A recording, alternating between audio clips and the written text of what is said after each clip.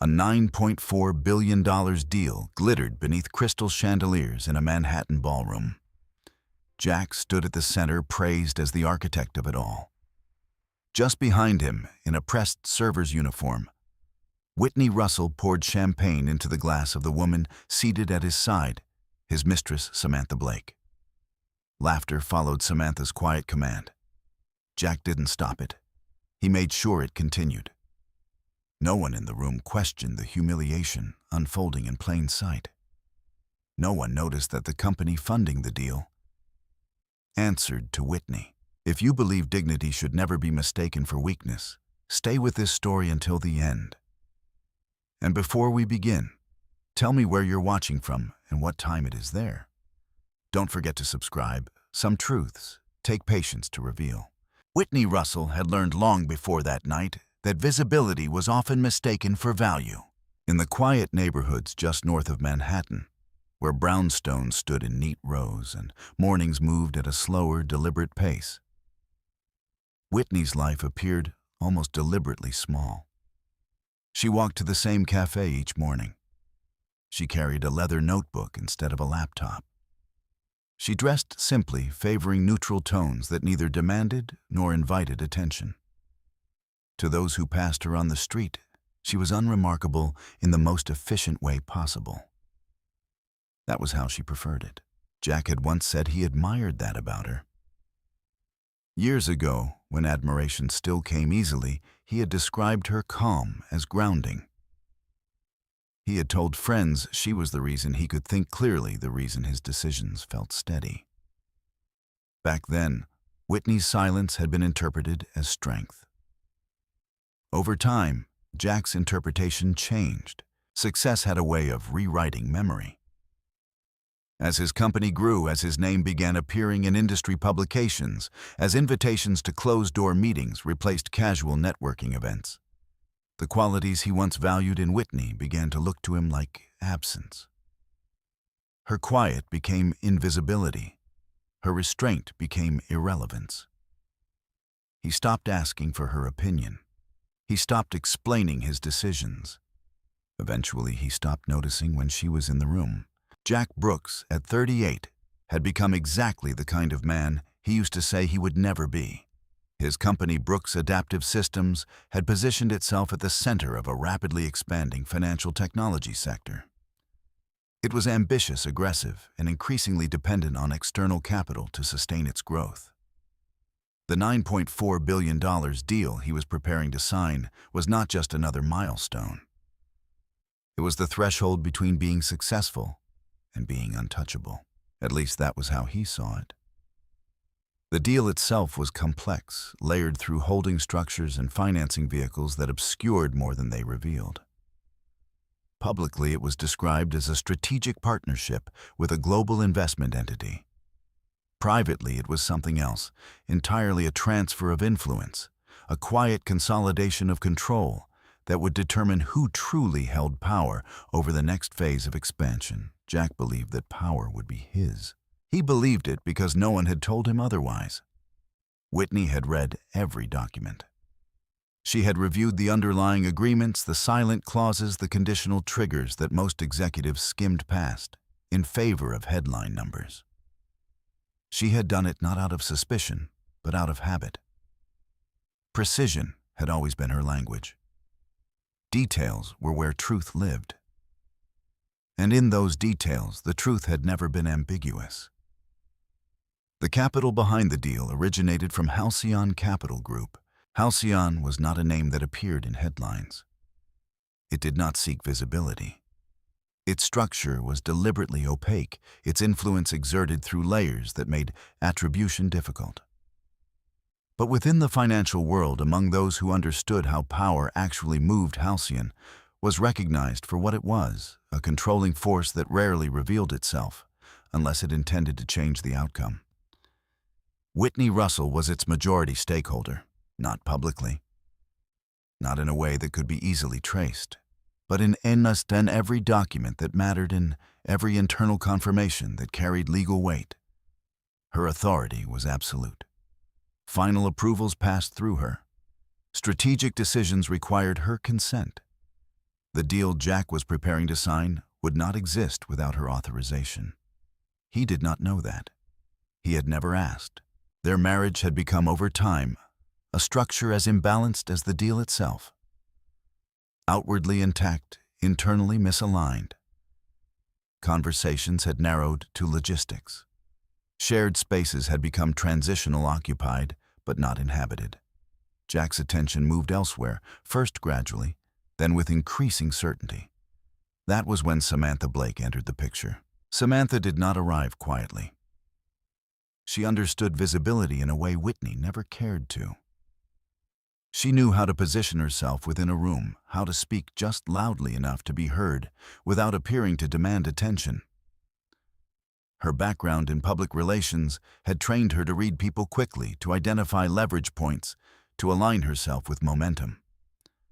Jack, at that stage of his career, was momentum. She began as a consultant. That was the official version.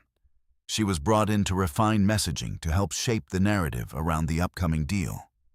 She attended meetings, contributed selectively, offered insights that were less about substance and more about perception. Jack found her useful. Then he found her compelling. The transition from professional to personal did not happen in a single moment. It unfolded through proximity, through shared late evenings, reviewing presentations, through conversations that extended beyond work under the pretense of necessity. By the time anyone outside their immediate circle might have questioned the nature of their relationship, it had already redefined itself. Whitney noticed, not immediately and not because she was inattentive. She noticed because patterns shifted. Jack began protecting his phone in small, unconscious ways. His schedule filled with meetings that had no corresponding outcomes. His tone when he spoke about certain colleagues carried a familiarity that exceeded professional boundaries. Whitney did not confront him. Confrontation, she had learned, often produced denial rather than truth. Instead, she observed. She listened. She allowed the inconsistencies to accumulate until they formed a structure that could no longer be dismissed as coincidence. One evening, weeks before the signing event, she remained in the study after Jack had gone upstairs. His laptop sat open on the desk, a presentation paused mid-slide. It outlined the final stages of the deal, highlighting projected growth, anticipated media response, and key attendees for the signing ceremony. Samantha Blake's name appeared repeatedly, not as a consultant, as a central figure. Whitney did not touch the laptop. She did not need to. The information was already there, presented without caution, as though it existed in a space where it would not be questioned. She returned to her own desk. There her phone displayed an unread message.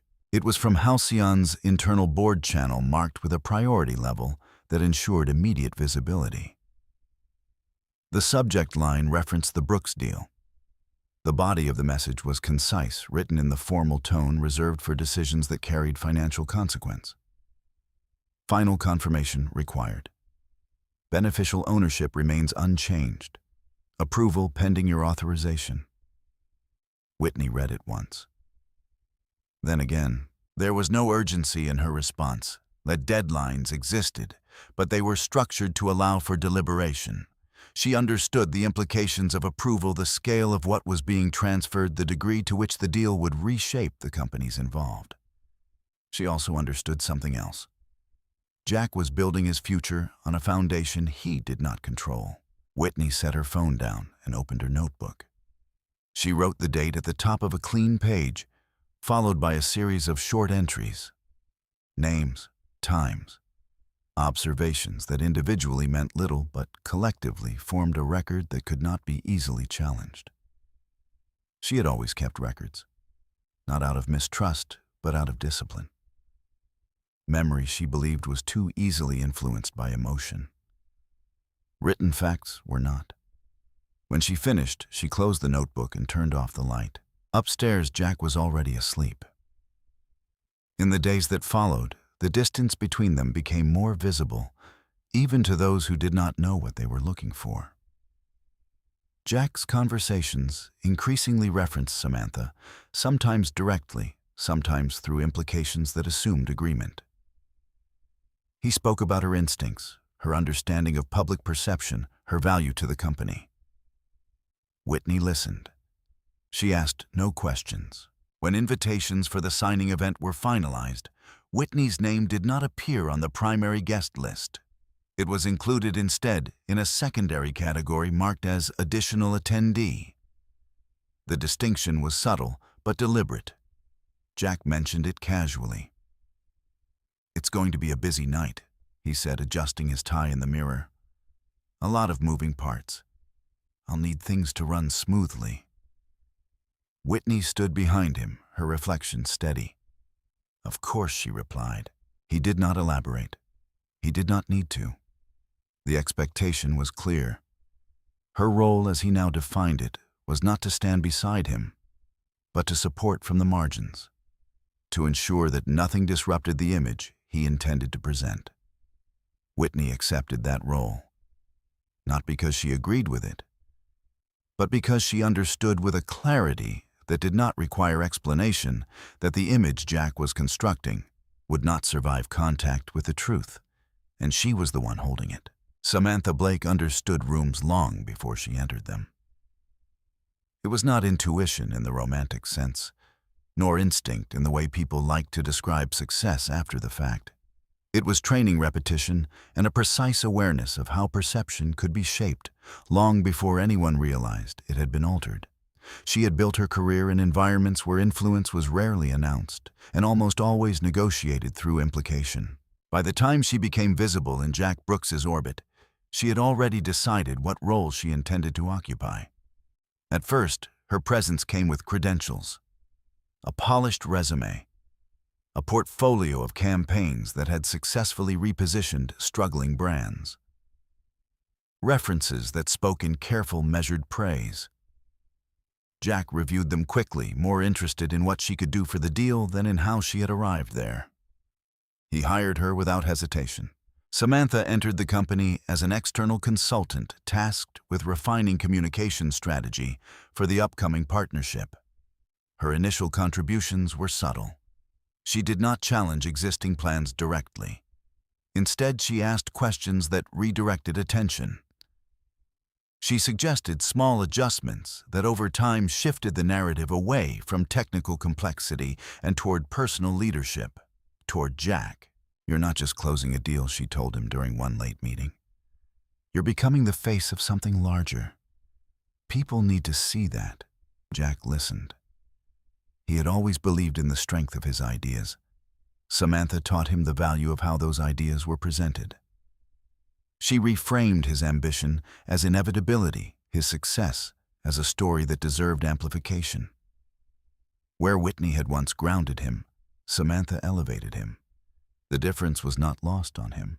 Their meetings extended.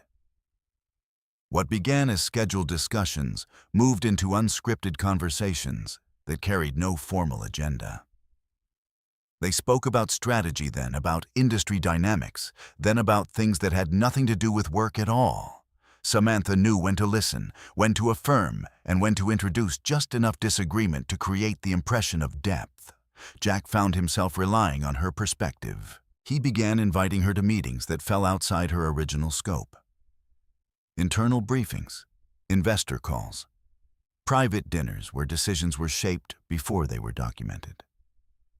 Her presence, initially justified as necessary, became expected. Whitney noticed the shift not in any single moment, but in the accumulation of them. Jack's schedule began to reflect Samantha's availability. His language when describing the deal adopted phrases she had introduced. Even his posture in public settings carried a different kind of confidence, one that was less about certainty and more about performance. Whitney observed without interruption. At home, the changes were quieter but more telling. Jack's phone was no longer left unattended. Notifications were checked with increased frequency. Conversations ended abruptly when Whitney entered the room. There was nothing overt enough to demand confrontation, but enough to confirm what was already clear. Samantha was no longer just part of the company. She was part of Jack's life. One evening, as the city settled into the muted rhythm of late traffic and distant sirens, Whitney sat alone in the living room, a document open on her tablet. It was a revised version of the partnership agreement, updated to reflect final negotiations. The language was dense, structured to obscure as much as it revealed. Whitney read it line by line. She paused at a clause that referenced advisory roles in post-deal integration. Samantha's name appeared again, this time attached to a position that extended far beyond public relations. The justification was framed in broad terms, emphasizing continuity and strategic alignment. It was not in itself unusual. What was unusual was how quickly it had been formalized. Whitney made a note. She did not question the legality of the inclusion. It had been structured, carefully vetted through channels that ensured compliance. But legality and intention were not the same thing. Samantha's influence was expanding, not just socially but structurally. Jack was not simply involving her. He was integrating her. The following week, an invitation arrived for a private networking event hosted by one of the major stakeholders in the deal. It was an exclusive gathering limited to key figures whose presence signaled importance rather than necessity. Whitney's name was not on the initial list. Samantha's was. Jack mentioned the event over dinner, his tone casual, as though the decision required no explanation. "It's mostly internal," he said. "Nothing formal. Just a chance to align expectations before the signing." Whitney nodded. "I see." He did not elaborate. He did not need to. The exclusion was not framed as a choice, but as a natural consequence of roles that had over time been redefined. Whitney's absence was treated as practical. Samantha's presence was treated as essential. On the night of the event, Whitney remained at home. She did not ask for details. She did not request updates. Instead, she opened her laptop and accessed Halcyon's internal system. The platform required multiple layers of authentication, each designed to ensure that only those with explicit authorization could proceed. Whitney moved through them with practiced ease. Inside, the Brooks deal was categorized under active negotiations, marked with a status that indicated final review. Supporting documents were organized meticulously, each version archived, each change logged with timestamps and identifiers. Whitney reviewed the access logs. Samantha's name appeared again, not as a user with direct authority, but as someone whose involvement had been noted through associated communications. Meeting summaries, strategic recommendations, notes that had been incorporated into broader discussions. She was closer to the deal than she should have been. Whitney did not react immediately. Instead, she opened a secure messaging channel and drafted a brief inquiry to the internal legal team. The question was neutral, framed in terms of compliance and disclosure. It did not accuse. It did not suggest wrongdoing. It simply requested clarification on the extent to which external consultants could be integrated into decision-making processes without formal designation. The response arrived within the hour. It was precise, as all Halcyon communications were. External consultants may contribute to strategic discussions. However, they hold no decision-making authority. All final approvals remain with designated controlling stakeholders. Whitney read the message once. Then she archived it. The distinction mattered. Samantha could influence perception. She could shape narratives, position individuals, and create the appearance of alignment. But she could not authorize. She could not finalize. She could not, under any circumstances, override the structure that defined the deal. Only Whitney could do that. Later that night, Jack returned home later than usual. His demeanor carried the residual energy of a successful evening. He moved through the house with a kind of restless satisfaction, his phone still in hand, messages arriving faster than he could respond to them. It went well, he said, more to the room than to Whitney. Better than expected. Whitney looked up from her notebook. "I'm glad." He hesitated as though considering whether to say more. Then he continued. Samantha handled most of the conversations. She has a way of simplifying things. People respond to that. Whitney closed her notebook. Yes, she said. They often do. Jack did not notice the precision of her response. He moved on, already thinking ahead to the next stage, the signing event that would formalize everything he believed he had secured. In his mind, the trajectory was clear. Each step followed logically from the last. Each decision reinforced the narrative he had constructed. Whitney watched him for a moment longer. Then she returned her attention to the page in front of her. She wrote down the date. Below it, she added a single line. Influence mistaken for authority. It was not a judgment. It was a record. And like every record Whitney kept, it would matter when the moment came to prove what had been overlooked. By the time the signing event approached, the distance between Whitney and Jack had become structural rather than emotional. It no longer relied on arguments or visible conflict. There were no raised voices, no confrontations that could be pointed to as a breaking point. Instead, the separation had settled into something quieter and more permanent, like a decision that had already been made, but not yet spoken aloud. Jack moved through the final week before the deal with a sharpened sense of purpose. His days were filled with rehearsals, briefings, and controlled appearances designed to reinforce a single narrative that he had built something undeniable. Something that now demanded recognition at the highest level. Samantha was present for all of it. She stood beside him during practice speeches, offering small corrections that subtly shifted emphasis.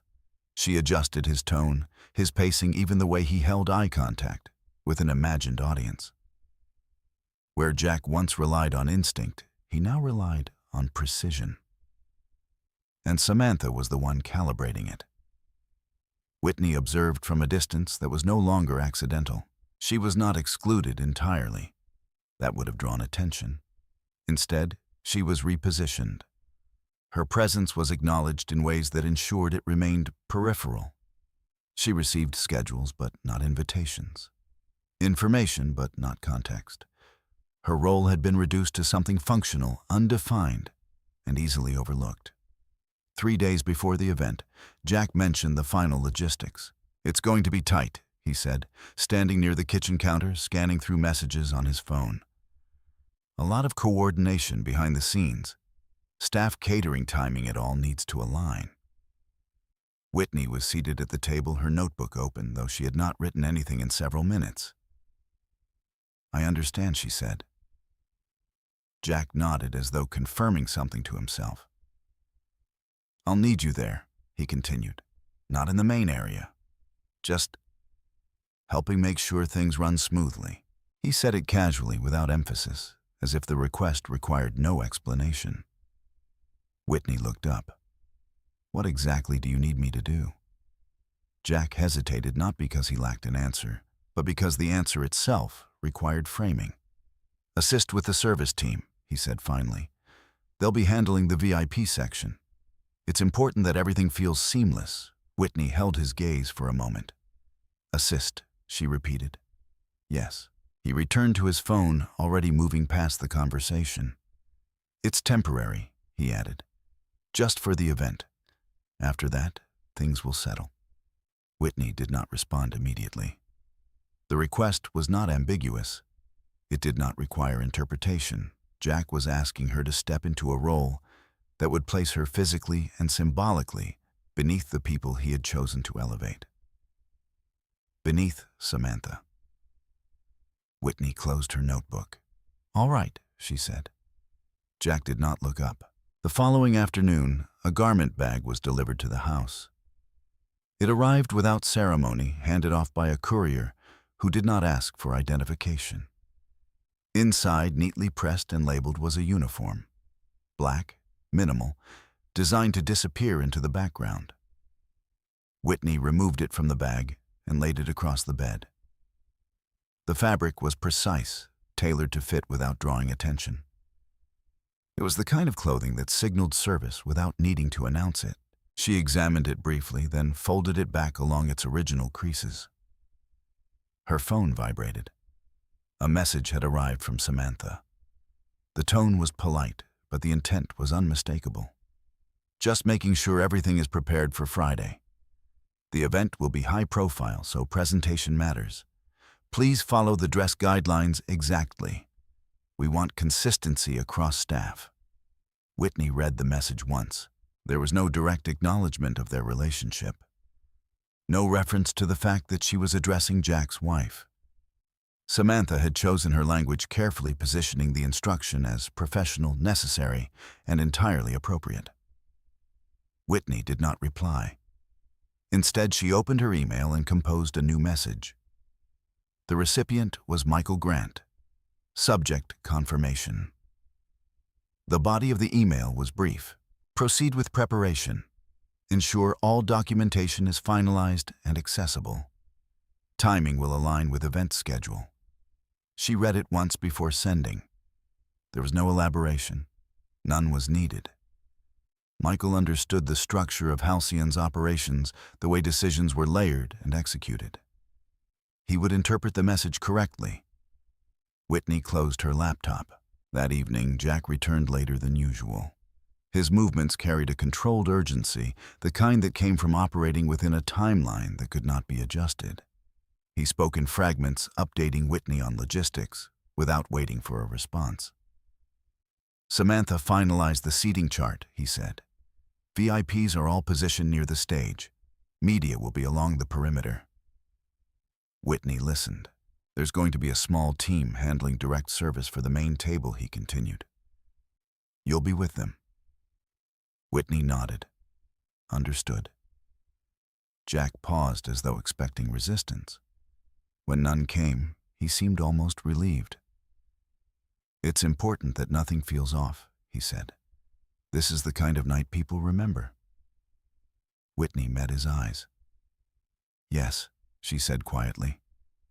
It is. He turned away, already shifting his attention to something else. Later, when the house had settled into silence, Whitney sat alone in the study. The room was dim, lit only by a single lamp that cast a steady circle of light across the desk. In front of her, her notebook lay open to a blank page. She wrote the date. Below it, she listed a series of entries. Event location, time, key attendees, Jack Brooks, Samantha Blake, Richard Lawson. Each name was followed by a brief notation. Observations, roles. Connections that when viewed individually seemed ordinary, but when assembled together formed a structure that could not be easily dismissed. Whitney's handwriting remained even unhurried. She was not documenting emotion. She was documenting sequence. When she finished, she closed the notebook and placed it beside her phone. The screen illuminated briefly, displaying a new notification. An internal update from Halcyon. Final documents prepared. Awaiting execution. Whitney read the message, then locked the screen. Execution. The word carried weight, but not in the way it might have for someone else. For Whitney, it was not about action in the immediate sense. It was about completion. The point at which preparation ended and consequence began. She stood and walked to the window. Outside, the city moved without pause. Lights shifted across glass and steel, reflecting patterns that repeated themselves across blocks and avenues. From a distance, everything appeared ordered, controlled, predictable. Up close, it was anything but. Whitney understood that better than most. The following morning, she prepared without deviation. She followed the instructions provided down to the smallest detail. The uniform fit exactly as intended. Her hair was secured in a way that ensured it would not draw attention. Every element of her appearance aligned with the role she had been assigned. When she looked in the mirror, there was nothing in her reflection that suggested authority. That was the point. Jack left before she did his schedule, requiring him to be on site hours in advance. Samantha would already be there, coordinating final adjustments, ensuring that the narrative of the evening unfolded without interruption. Whitney arrived later, entering through a side access point designated for staff. No one stopped her. No one questioned her presence. She moved through corridors designed to remain unseen past storage rooms and staging areas where the mechanics of the event were managed out of view. Voices echoed in controlled bursts, instructions given and followed without hesitation. When she stepped into the main ballroom, the transformation was complete. The space had been constructed to impress. Light reflected off crystal fixtures, casting a calculated brilliance across polished surfaces. Tables were arranged with precision, each detail aligned to create an image of effortless elegance. At the center, the stage awaited. Whitney paused for a moment at the edge of the room. Then she moved to her assigned position. From there, she could see everything. Jack already in place, reviewing final notes. Samantha moving between tables, adjusting, correcting, ensuring. And, at the far end of the room, near the section reserved for primary stakeholders, Richard Lawson stood quietly, his attention fixed not on the stage, but on the room itself. He saw Whitney. He did not react, but he did not look away. Whitney lowered her gaze, returning to her role. Service would begin soon, and when it did, the structure Jack believed he controlled would begin to reveal exactly how little of it had ever been his. The ballroom did not fill all at once. It assembled itself in layers. First came the early arrivals, the assistants, coordinators, and junior staff who moved quickly and spoke in lowered voices, ensuring that every detail aligned with a plan most of them had only partially seen. They checked place cards, adjusted glassware, confirmed lighting cues. Their movements were efficient, almost rehearsed, as though the room itself depended on their precision to function. Whitney moved among them without disruption. No one looked at her twice. That too was by design. She carried a tray with measured steadiness, her posture aligned with the expectations of the role she had been assigned. Each step was deliberate, neither hurried nor slow. She followed the patterns of the service team, observing how they positioned themselves, how they anticipated requests before they were spoken. To anyone watching, she was indistinguishable from the rest. From where she stood, however, the room revealed more than it concealed. The second wave of arrivals brought the guests who mattered. They entered in small groups, their presence marked less by announcement than by the way conversations shifted to accommodate them. Executives, investors, advisors, individuals whose decisions influenced outcomes far beyond the boundaries of the ballroom. Their interactions were controlled, measured, each exchange carrying an undercurrent of calculation. Whitney recognized several of them. Not personally, but through documents, through meeting summaries, through the quiet architecture of Halcyon's internal records. Names that appeared in contracts now moved through physical space, occupying seats that had been assigned long before the evening began. She noted their positions. Front tables closest to the stage. Jack had ensured that. At the center of the arrangement, a table had been set slightly apart, its placement signaling priority without overt declaration. The seating cards bore names that would define the narrative of the night. Jack Brooks, Samantha Blake, Richard Lawson. Whitney approached the table with a fresh set of glasses. Samantha was already there. She stood with her back partially turned, speaking to one of the event coordinators. Her tone was calm, but carried an edge that made compliance immediate. She gestured lightly toward the table, indicating a minor adjustment that, once corrected, altered the visual balance of the entire setting. "Everything needs to feel intentional," she said. "Nothing should look incidental." The coordinator nodded, making the change without question. Samantha turned slightly, her gaze passing over Whitney without recognition. For a moment, there was no acknowledgement at all, just a brief pause, as though Whitney were part of the furniture, something present but not requiring attention. Then Samantha spoke. "You'll be assigned to this section," she said, her voice directed without introduction. "Service needs to be seamless. No interruptions. Whitney inclined her head. Understood. Samantha studied her for a fraction of a second longer, not searching for identity, but for compliance. Finding it, she shifted her attention elsewhere, already moving on to the next detail that required adjustment.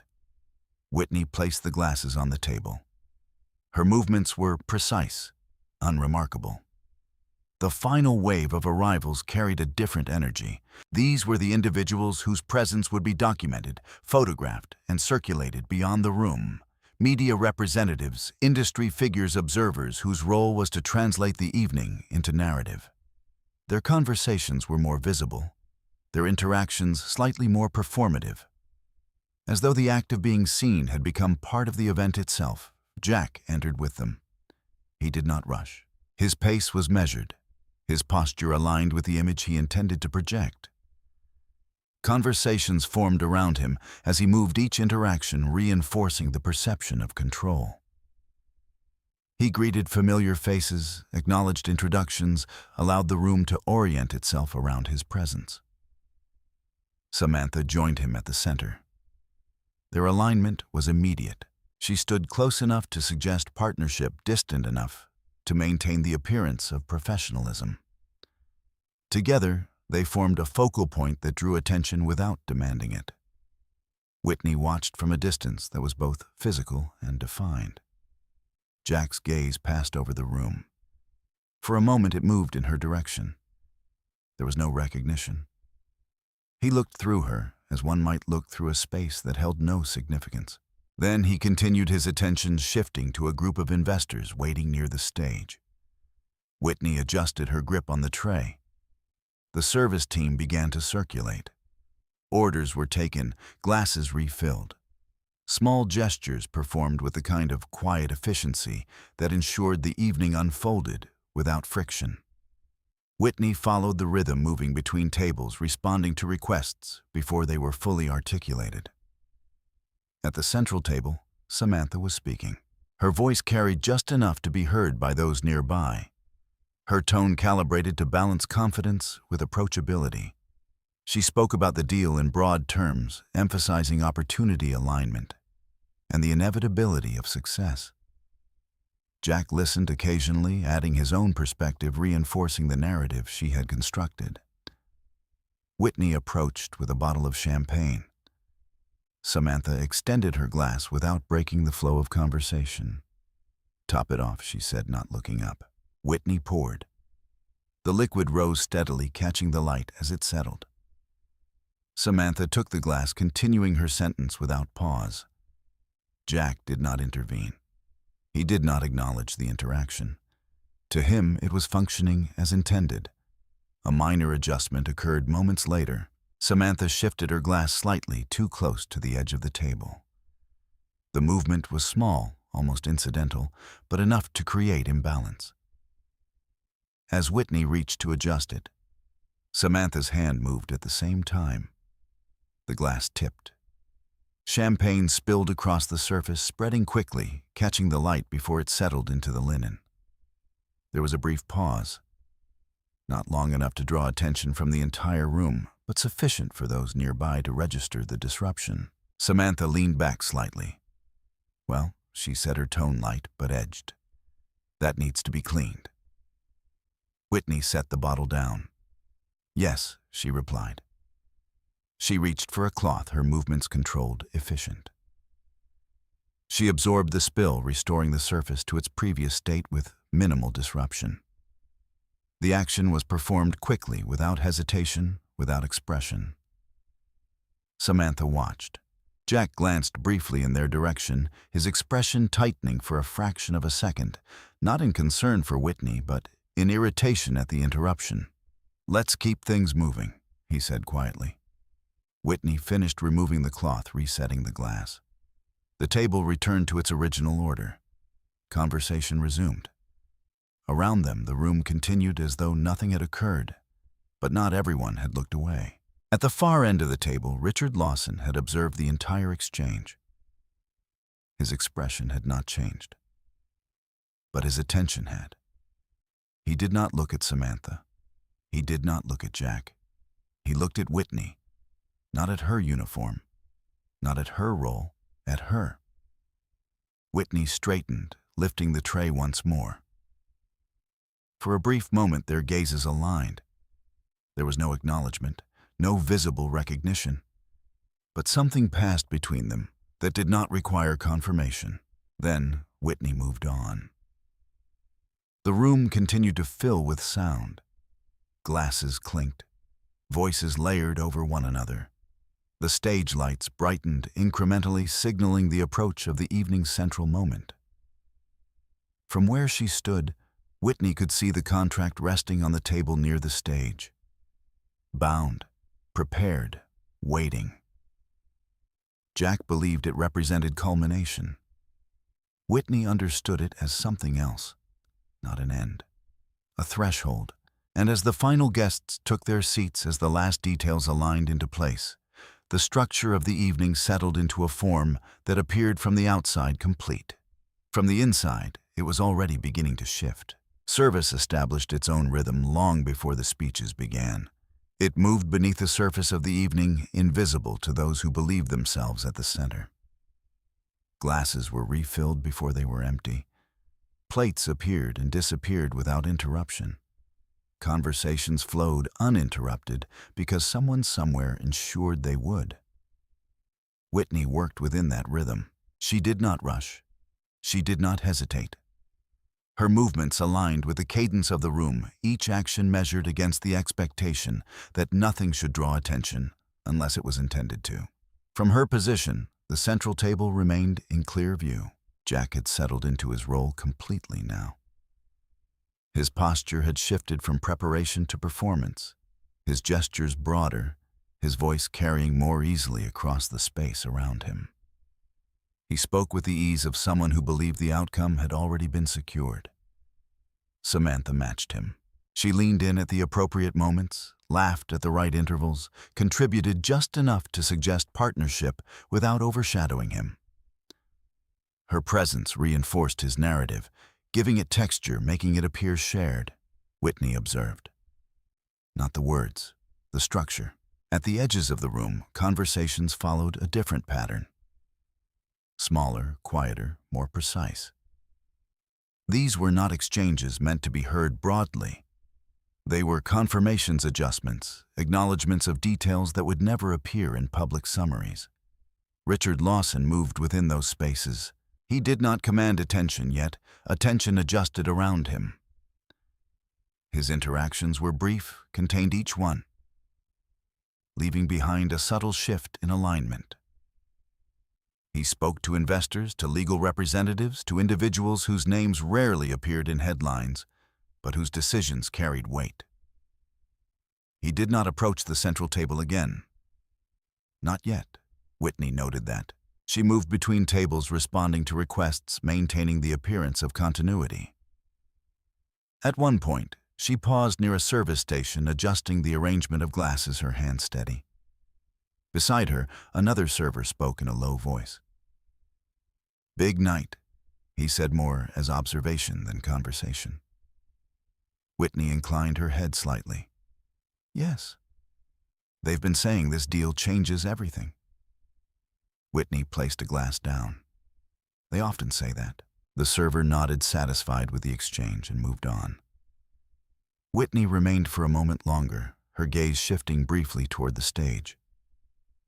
The contract was still there, untouched, waiting. At the central table, Samantha's attention shifted. It was a small change, almost imperceptible, but Whitney saw it. Samantha's posture adjusted, her gaze narrowing slightly as she scanned the room. Something had drawn her focus away from the conversation she had been controlling. Whitney followed the direction of her glance.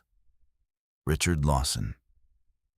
He had moved closer, not directly to the table, but within proximity, close enough to observe without intruding. His presence altered the balance, subtly introducing a variable that Samantha had not accounted for. Samantha turned back to Jack. "Is that him?" she asked quietly. Jack followed her gaze. "Yes," he said. "Halcyon's representative." Samantha's expression sharpened, though only briefly. "Good," she replied. "We should make sure everything is aligned before the signing." Jack nodded. "I'll speak with him." He stood adjusting his jacket and moved away from the table with the confidence of someone who believed the conversation would reinforce his position. Whitney watched as he approached Richard. The exchange between them was polite, measured. Jack extended his hand, introducing himself with the ease of someone accustomed to being recognized. Richard accepted the gesture, his response equally controlled. From a distance, it appeared as expected, but Whitney saw the difference. Jack was speaking. Richard was listening, not responding, not confirming, listening. The distinction mattered. Jack gestured toward the stage, toward the contract, outlining what he believed to be the final steps. His movements were expansive, his tone carrying certainty. He spoke as though the structure was already fixed, as though the outcome required only formal acknowledgement. Richard inclined his head once, a minimal response. Then he spoke. Whitney could not hear the words, but she did not need to. The shift in Jack's posture was enough. It was subtle, a fraction of a second where certainty adjusted, recalibrated in response to something unexpected. Jack recovered quickly. He smiled, nodded, continued the conversation. But the alignment had changed. He returned to the table moments later. "What did he say?" Samantha asked. "Just confirming details," Jack replied. "Standard procedure." Samantha studied him. "Everything's still on track." Jack met her gaze. "Of course." Whitney moved closer, carrying a tray of fresh glasses.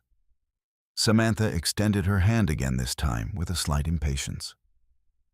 Whitney poured. The champagne settled into the glass with the same controlled rise, the same precise finish. Samantha lifted it, her attention already returning to the conversation.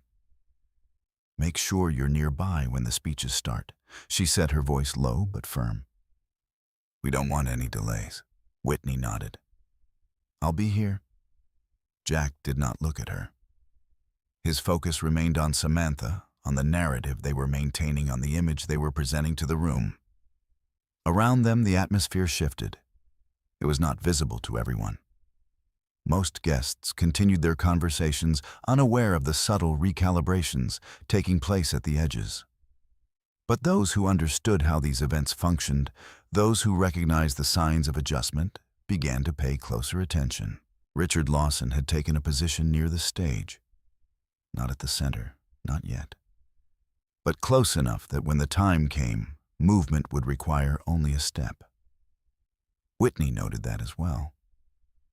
She moved back toward the service station, setting down the empty tray, replacing it with another. Her hands remained steady, her movements consistent with the role she occupied. Inside, nothing shifted. There was no surge of anticipation, no visible change in expression, only awareness. The sequence was unfolding as expected, not in the way Jack believed, but in the way Whitney had already recorded. She glanced once more toward the central table. Samantha was speaking again, her tone confident, her gestures controlled. Jack listened, reinforcing aligning. Together, they maintained the structure that had carried them to this point. They believed it would carry them further. Whitney lifted the tray. Across the room, Richard's gaze returned to her. This time, it held for a fraction longer. Not recognition, acknowledgement. Then he looked away, turning his attention back to the stage. The lights above shifted slightly, brightening in preparation.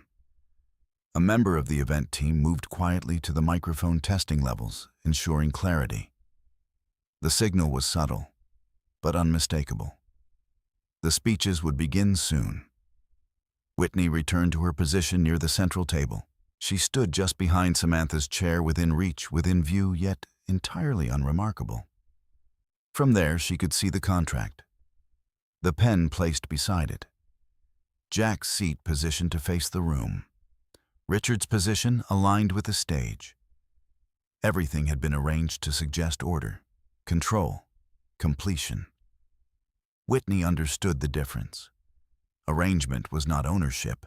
Appearance was not authority.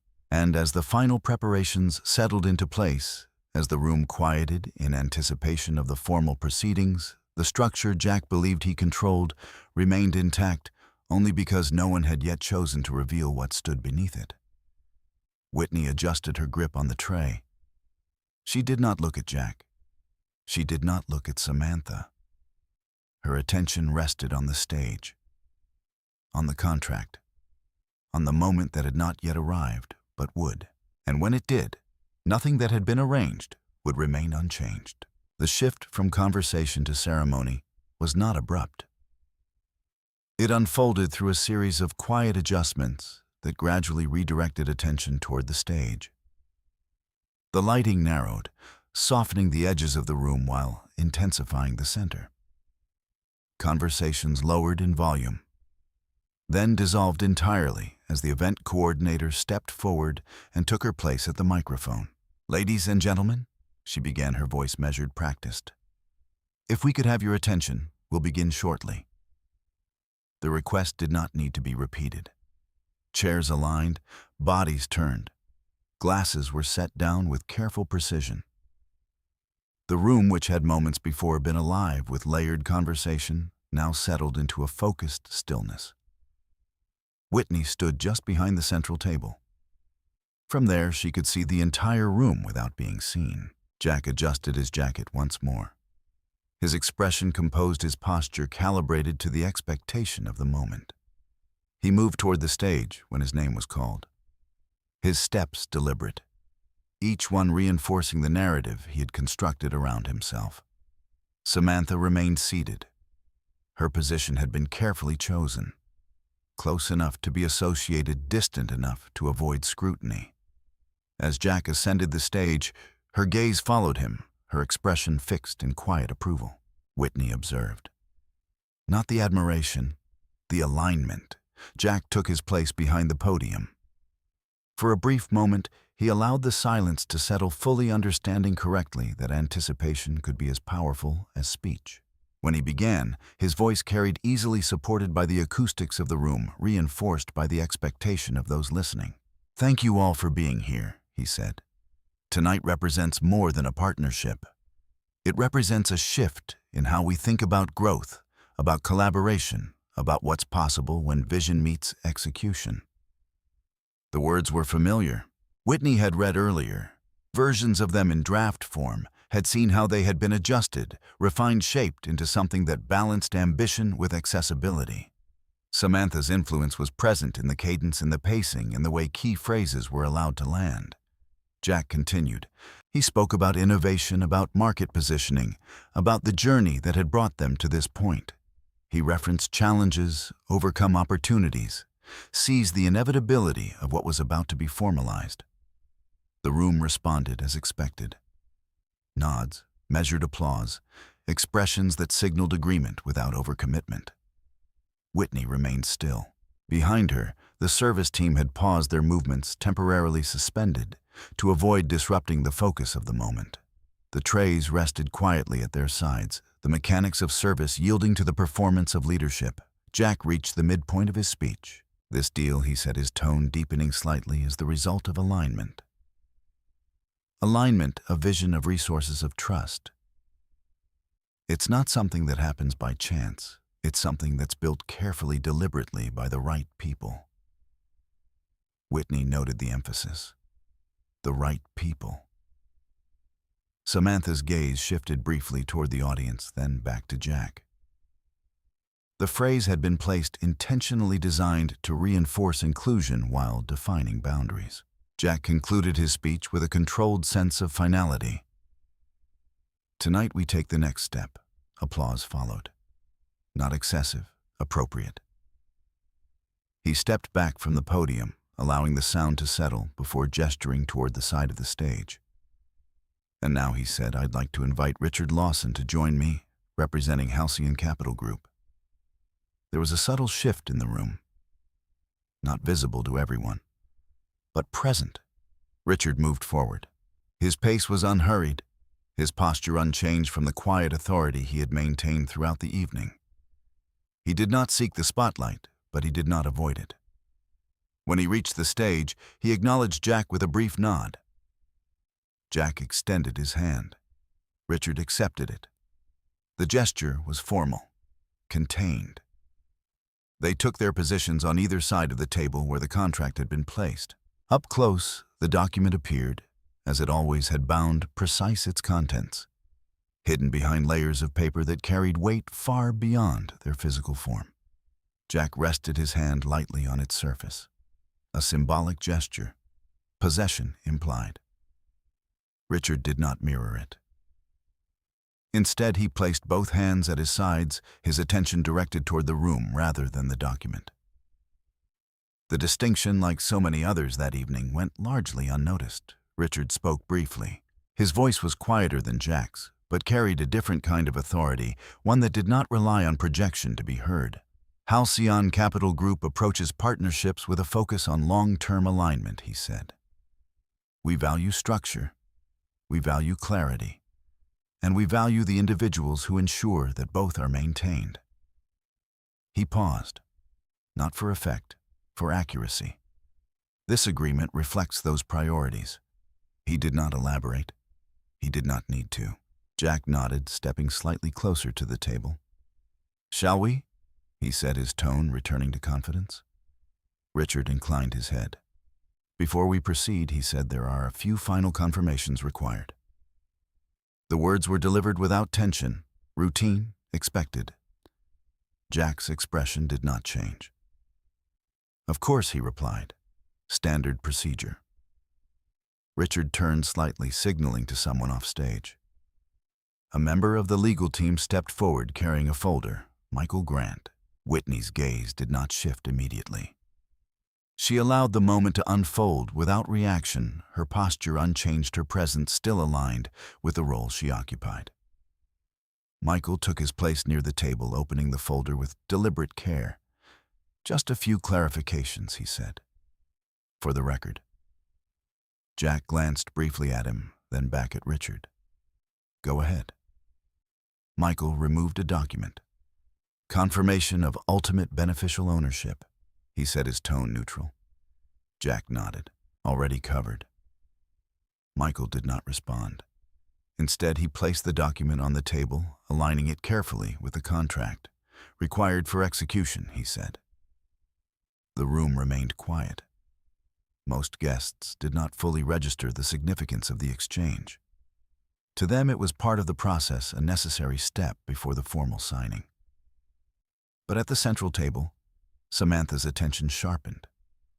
She leaned forward slightly, her gaze fixed on the document. What is that? She asked quietly. Jack did not look at her. Just paperwork, he said. Whitney moved closer. Her position remained unchanged in appearance, but the distance between her and the stage had narrowed. She stood now within clear view of the table, of the document, of the individuals whose roles were about to shift. Michael continued. For completeness, he said, we'll need acknowledgement from the controlling stakeholder. Jack exhaled lightly, a hint of impatience entering his expression. That's already been authorized, he said. We wouldn't be here otherwise. Michael met his gaze. Yes, he said. We are here because of that authorization. He did not move. He did not reach for the pen. He waited. The pause extended. Not long, but long enough. Jack's confidence held. Samantha's composure tightened. Richard's expression remained unchanged. Whitney stood behind them, silent, her presence still defined by the uniform she wore, by the role she had accepted, by the invisibility that had allowed the evening to unfold as it had. From the stage, the contract remained untouched. The pen rested beside it, waiting. And in the space between expectation and action, the structure Jack believed he controlled hovered intact, but no longer unquestioned. Whitney's gaze settled on the document, not as an observer, but as the one person in the room whose decision had always determined whether it would be signed. The pause did not announce itself. It simply remained. For a few seconds, nothing in the room moved forward. The ceremony held its shape, the stage lights steady, the audience attentive. To most, it felt like a routine delay, the kind that accompanied any formal signing.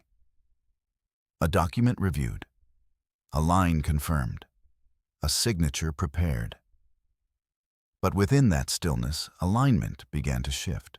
Jack kept his hand near the contract, his posture unchanged, his confidence intact.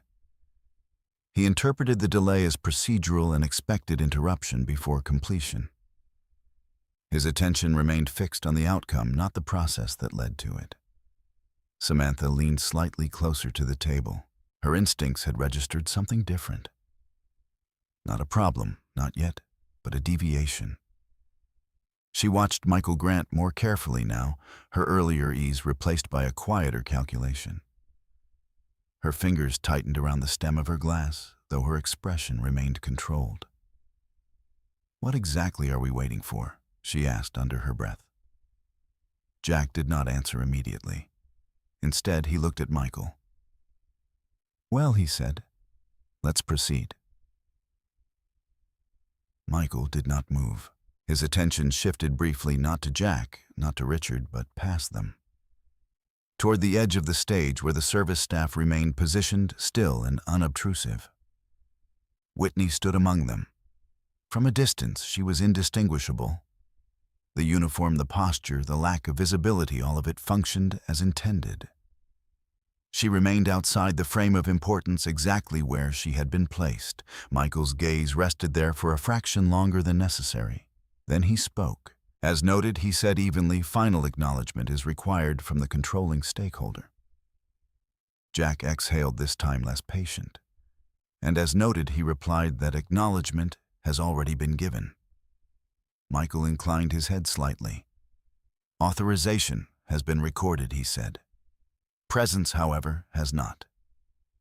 The distinction settled into the space between them. Jack frowned. "Presence," he repeated. Richard Lawson shifted his stance, not stepping forward but adjusting just enough to acknowledge the change in direction. For formal execution, Richard said, his voice measured, the controlling stakeholder may choose to be represented directly. Jack's expression tightened, though he quickly recovered. "That's unnecessary," he said. "We have full authority to proceed." Whitney watched him.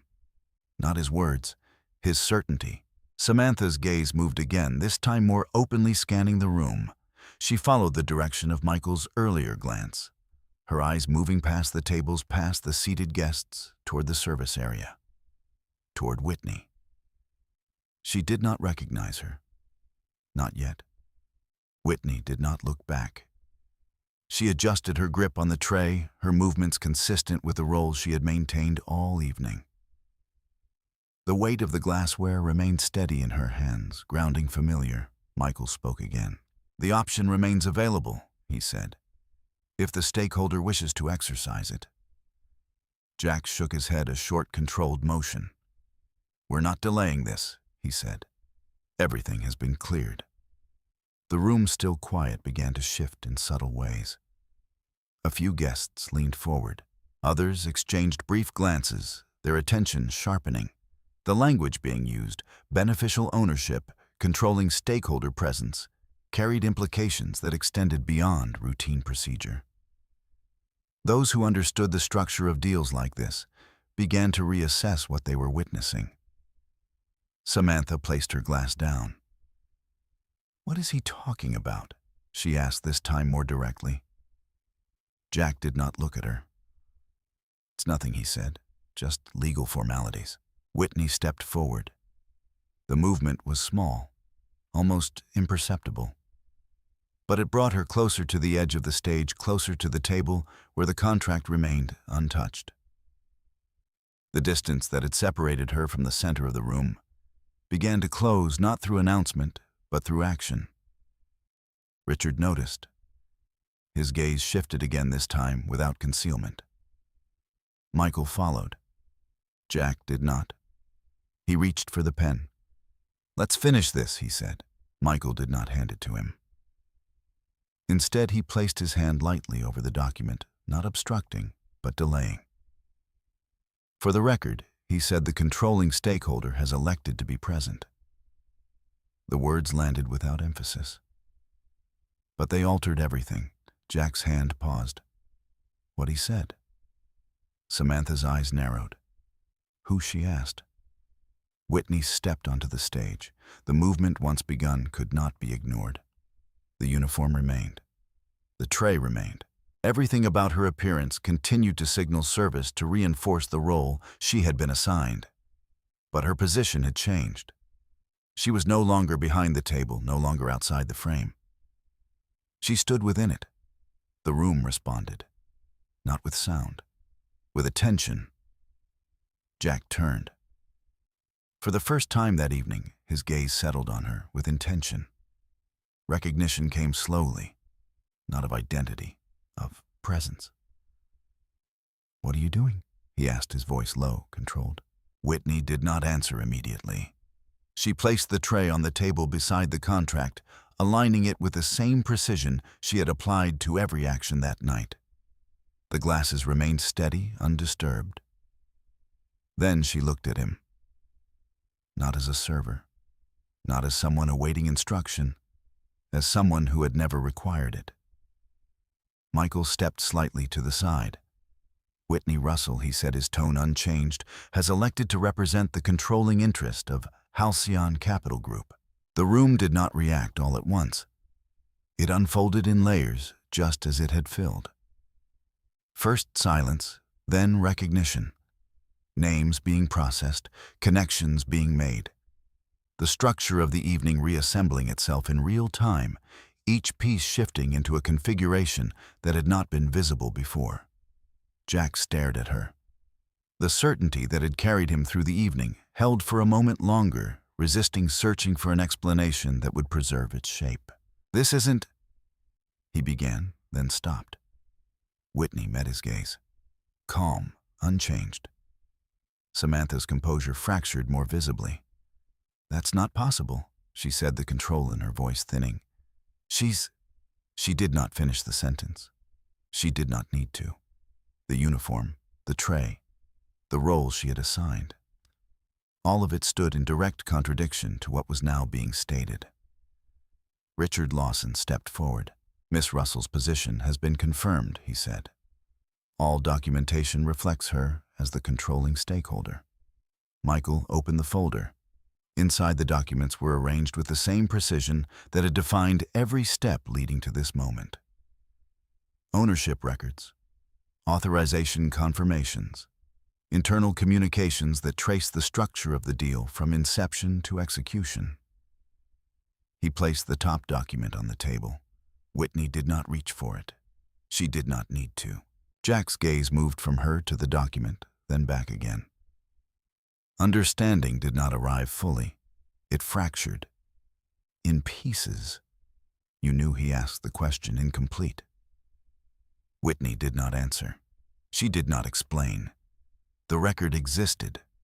The proof was in front of him. Explanation was unnecessary. Samantha stepped back slightly, her distance from the table increasing by instinct rather than decision. The alignment she had constructed throughout the evening no longer held. The position she had occupied had shifted without warning, without preparation. Around them, the room adjusted. Voices remained silent, but attention sharpened. The narrative that had been accepted only moments before no longer aligned with the reality now visible on the stage. Jack's hand lowered. The pen remained where it was, untouched. Whitney stood beside the contract, not as an observer, not as support, as the one person whose acknowledgement would determine whether it moved forward at all. And in the space that followed, the certainty Jack had relied on dissolved not through confrontation, not through argument, but through the simple, undeniable presence of the truth he had never considered. The silence did not break. It reorganized. At first, it remained intact, held in place by the same expectations that had governed the evening from the beginning. Formality required stillness. Procedure demanded patience. But beneath that surface perception was recalibrating in real time, each observer adjusting their understanding of what the stage now represented. Jack did not move. He stood where he had been, one hand still hovering near the contract, the other at his side, as if uncertain which position to commit to. His expression held its shape longer than his certainty did. Habit, more than belief, kept him composed. "That's not accurate," he said. Finally, his voice measured, controlled. It was not denial in the emotional sense. It was correction. Whitney regarded him without interruption. Michael Grant did not respond immediately.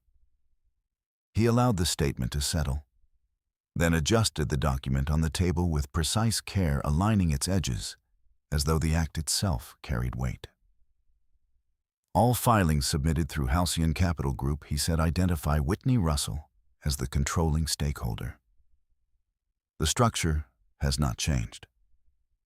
Jack's gaze moved to the document, then back to Whitney. Since when, he asked. The question was not rhetorical. It carried the urgency of someone attempting to reconstruct a sequence that no longer made sense. Whitney answered. "Before the first term sheet was drafted," she said. Her voice was even, unembellished. The room registered the response. Not the words themselves, but the implication contained within them. This was not a recent development, not a correction introduced at the final moment. It was foundational, structural, embedded in the deal from the beginning. Samantha took a step closer again, as if proximity might restore clarity. "That's not what we were told," she said, directing her attention toward Michael, then Richard. "We've been working directly with Halcyon's team. There's been no mention." Richard Lawson interrupted, not by raising his voice, but by speaking at all. "Halcyon's team operates under internal discretion," he said. "Visibility is determined by necessity, not preference." Samantha's expression tightened. "We were part of the process," she insisted. "We were in the meetings." Whitney observed her, not the insistence, the assumption beneath it. Participation mistaken for authority. Michael closed the folder partially, leaving the top document visible. "Participation does not confer control," he said. The statement was not directed at Samantha alone. It settled across the stage, across the table, across the arrangement that had been constructed around a misunderstanding of where authority actually resided. Jack's posture shifted. Not dramatically, but enough. He stepped back from the table, creating a small distance between himself and the contract. The movement was subtle, but it marked a change. The proximity he had maintained as a signal of ownership no longer aligned with the reality being presented. "This is a miscommunication," he said, more to himself than to anyone else. "There's been a misinterpretation of structure." Whitney did not correct him. She allowed the statement to exist. Richard did not respond. Michael remained still. The room continued to watch. Jack turned fully toward Whitney now. For the first time, his attention was not divided. Not shared with the audience, not filtered through Samantha, not directed toward the outcome he had been anticipating. Focused. "You've been involved in this?" he asked. Whitney held his gaze. "Yes." No elaboration, no justification. The answer was complete. Jack searched her expression for something, uncertainty perhaps, or contradiction. Something that would allow him to reframe what he was hearing into a version that could still be managed. There was none. Behind him, Samantha spoke again, her tone sharper now. "This doesn't change anything," she said. "The deal is still structured. The capital is still in place. We've met all the conditions." Michael looked at her. "The structure remains," he said. "Execution does not." Samantha blinked. "What does that mean?" "It means," Richard said, "that the agreement requires acknowledgement from the controlling stakeholder in their chosen capacity." Whitney stepped closer to the table. The movement was measured, unhurried. She reached for the document not to sign it, but to turn a single page. The paper moved with a soft, controlled sound that carried further than expected in the quiet room. Her fingers rested briefly on the margin, not possessive, not performative, familiar. Jack watched the movement. The simplicity of it unsettled him more than any statement had. "You're telling me," he said slowly, "that this entire deal Whitney did not interrupt." He stopped. The sentence remained incomplete, because the conclusion had already been reached. Around them, the audience began to shift in small ways. Heads tilted, eyes moved between speakers. The narrative that had been presented earlier, the one that placed Jack at the center, no longer held the same weight. It had not been disproven. It had been reframed. Whitney released the page. She looked at Michael. "Proceed," she said. The word was quiet, but it carried. Michael nodded. He reopened the folder, fully removing additional documents and placing them alongside the contract. Each one was positioned with deliberate care, forming a sequence that would be clear to anyone who understood how to read it. "Final verification," he said. Jack did not move. He remained where he was, his attention fixed on the table, on the documents, on the woman he had not recognized when she stood beside him only minutes before. Samantha's composure continued to erode at the edges. "This is unnecessary," she said. "We're ready to sign." Whitney turned her head slightly, her gaze settling on Samantha for the first time since stepping onto the stage. There was no hostility in it, no challenge, only acknowledgement. "Not yet," Whitney said. The room absorbed the statement. Not yet. 2 words, sufficient. Richard stepped forward, aligning himself more directly with Whitney, now his position no longer neutral. "Verification is required," he said. Michael continued. "Ownership confirmed. Authorization pending execution." He looked at Whitney. She inclined her head. The sequence was intact. The structure, now visible, no longer relied on assumption. Jack's voice returned quieter than before. "You could have said something," he said.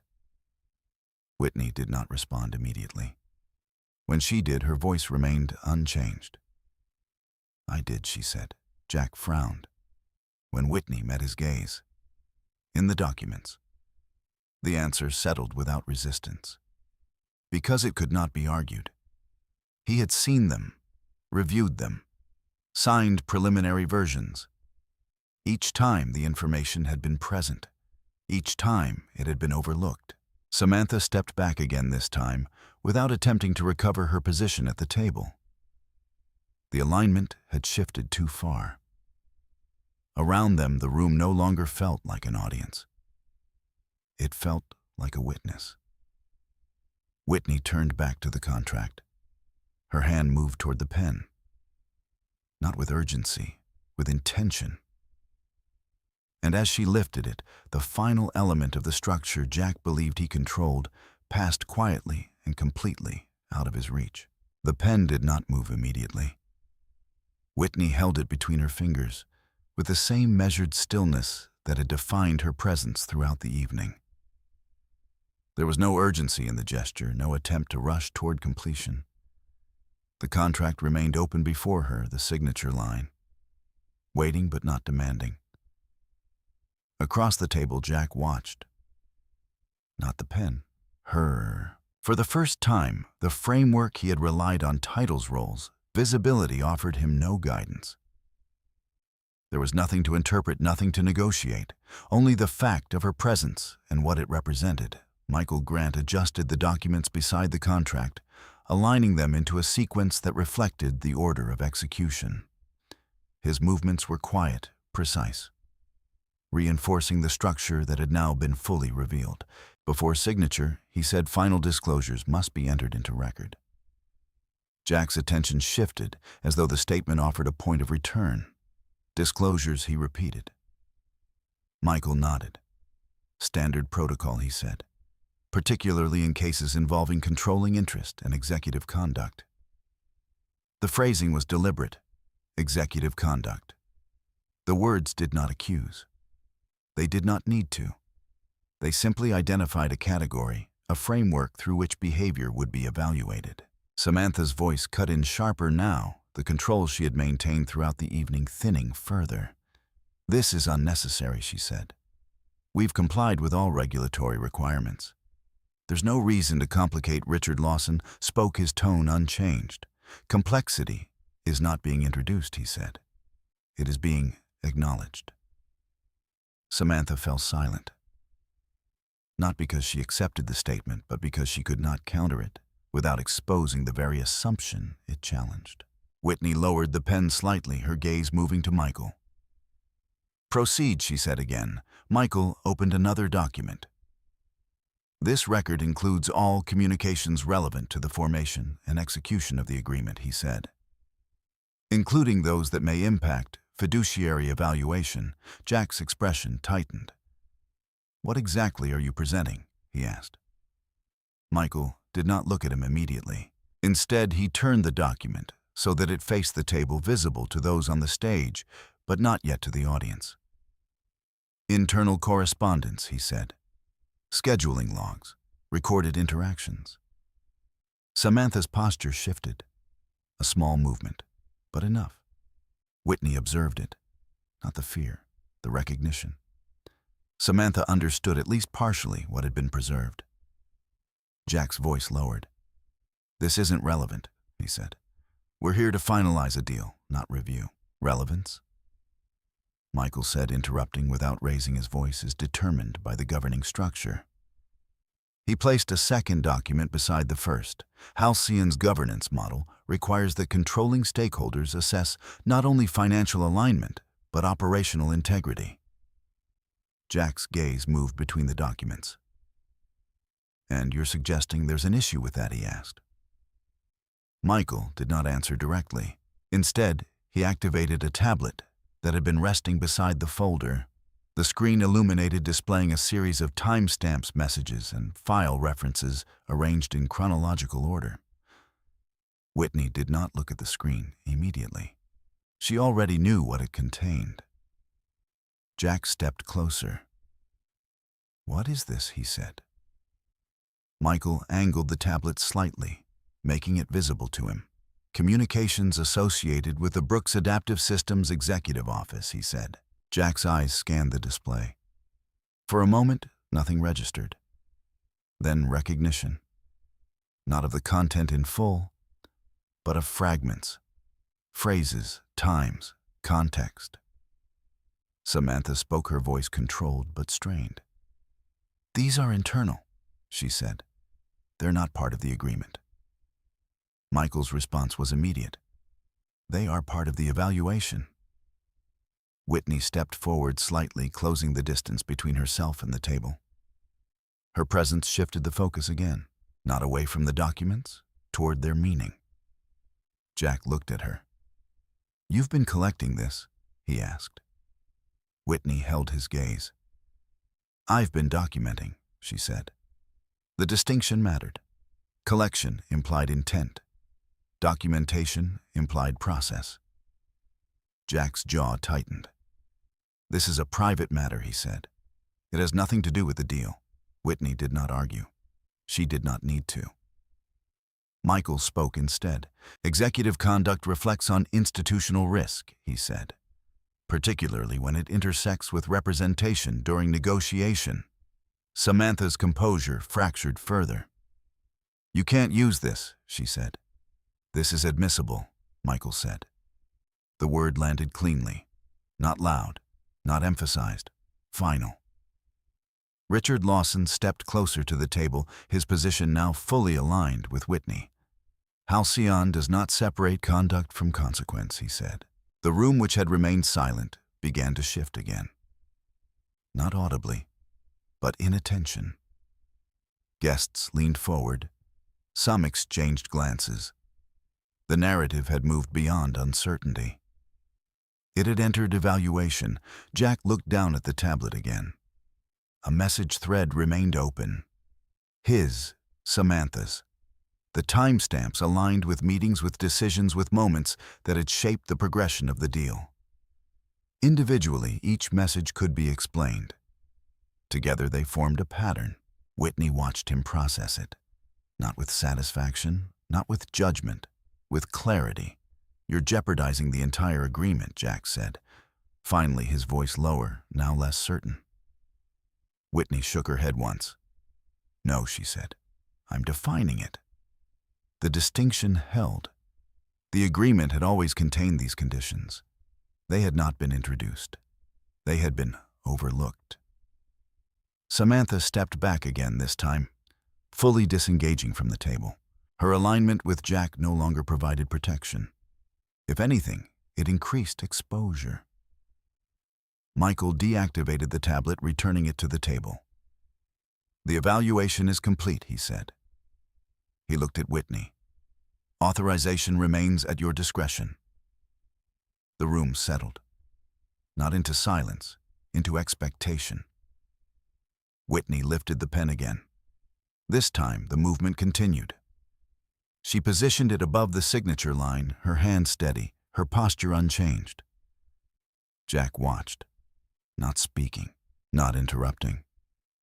The certainty that had defined him earlier in the evening had not disappeared. It had been replaced by understanding, incomplete, but sufficient. Whitney paused, not out of hesitation, out of precision. She reviewed the document one final time, her eyes moving across the lines that defined the agreement, the clauses that governed its execution, the structure that had always placed her at its center. Then she signed. The motion was controlled, unremarkable, final. She placed the pen down. Michael immediately moved to the next step, securing the document, aligning the pages, confirming the sequence of execution. Richard nodded once. "Agreement executed," he said. The words carried across the room, not loudly, but clearly. The audience responded. Applause, measured, uncertain at first, then building. Not for Jack, not for Samantha, for the completion of the process, for the resolution of the moment. Whitney stepped back from the table. Her role in the sequence was complete. She did not look at the audience. She did not acknowledge the applause. Her attention remained on the document, now closed, now secured, now no longer awaiting decision. Jack stood where he had been. The space between them remained, unchanged in distance, transformed in meaning. Samantha remained at the edge of the stage, outside the structure she had attempted to enter. The room continued to respond, to adjust, to reinterpret what it had witnessed. Whitney turned slightly, her gaze moving once more across the space. Not searching, observing. The process had concluded. The consequences had not. Applause, once it began, struggled to find a single meaning. Some in the room clapped because the agreement had been executed. Others because they believed they were witnessing a moment of significance, even if they could not fully articulate why. A smaller number, those who understood the structure that had just revealed itself, did not clap at all. They watched. Whitney stepped away from the table. The movement was unremarkable, almost invisible against the continued attention directed toward the stage. Michael secured the documents. Richard Lawson spoke briefly with a member of the event staff. The ceremony from a procedural standpoint had concluded.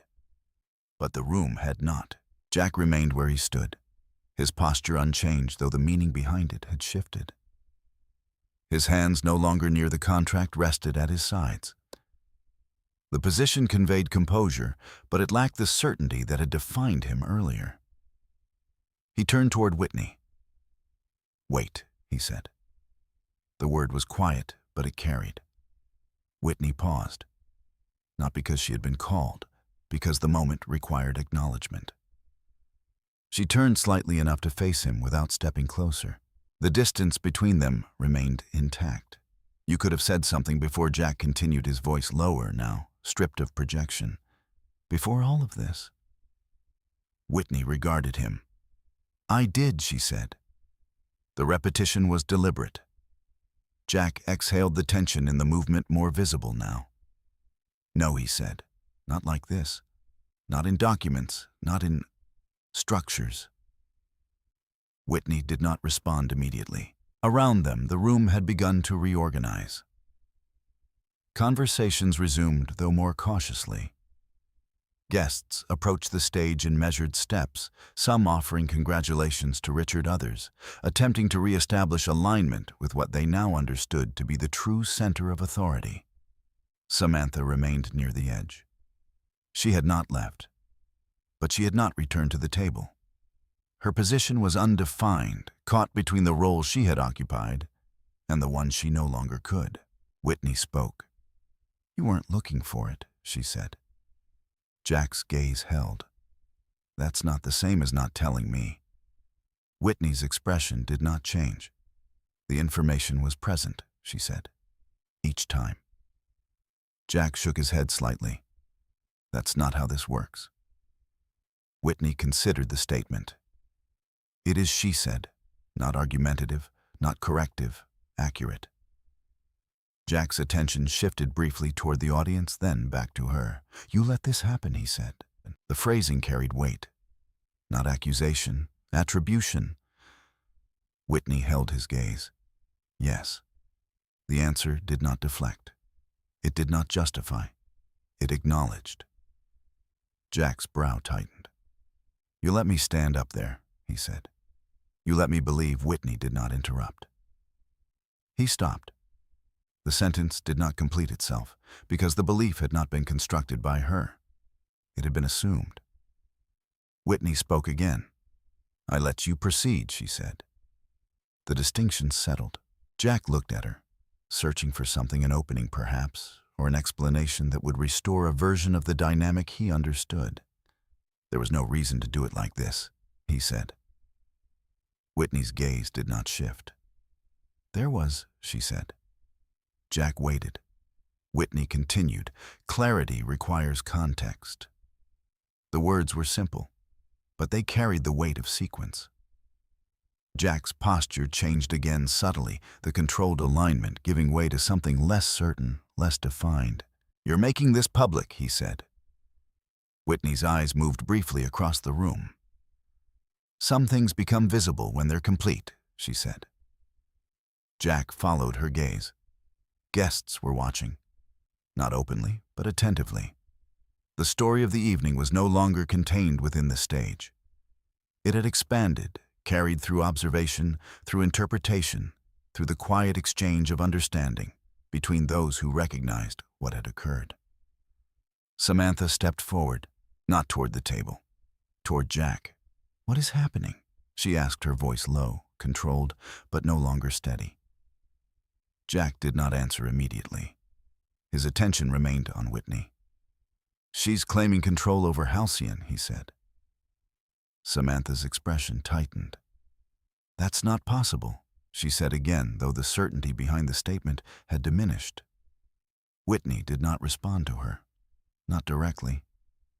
Michael Grant approached his presence, reintroducing structure to the space. "Miss Russell," he said, "we should move to the private room for final documentation." Whitney inclined her head. "Yes." The process continued, even now. Jack stepped forward, closing a small portion of the distance. "You're just leaving?" he asked. Whitney looked at him. "The agreement is complete," she said. "That's not what I mean." Whitney did not ask for clarification. She understood. Jack continued. "You're going to walk out of here like none of this." He stopped again. The sentence resisted completion. Whitney waited. Jack exhaled. "Like it doesn't matter." Whitney considered him. "It does matter," she said. Jack's gaze sharpened. Then why Whitney spoke before he could finish? "Because it's finished." The word settled. Finished. Not the evening. Not the consequences. The process. Jack looked at her. The structure he had relied on, control, narrative position, no longer provided a framework for response. Samantha stepped back again, not by choice, by recognition.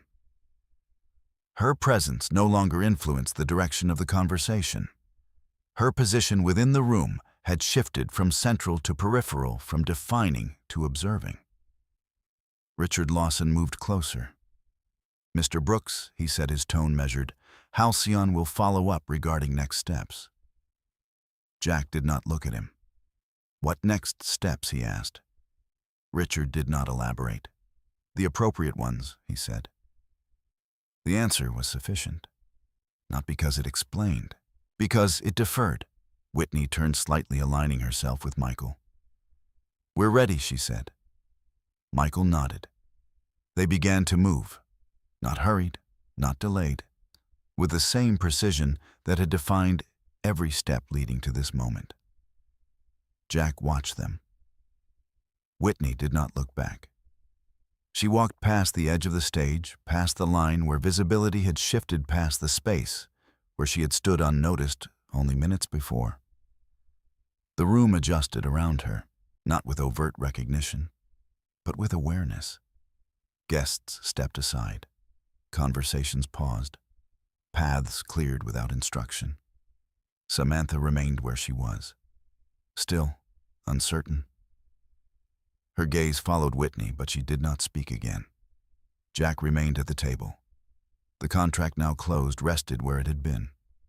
Unchanged in form, transformed in meaning.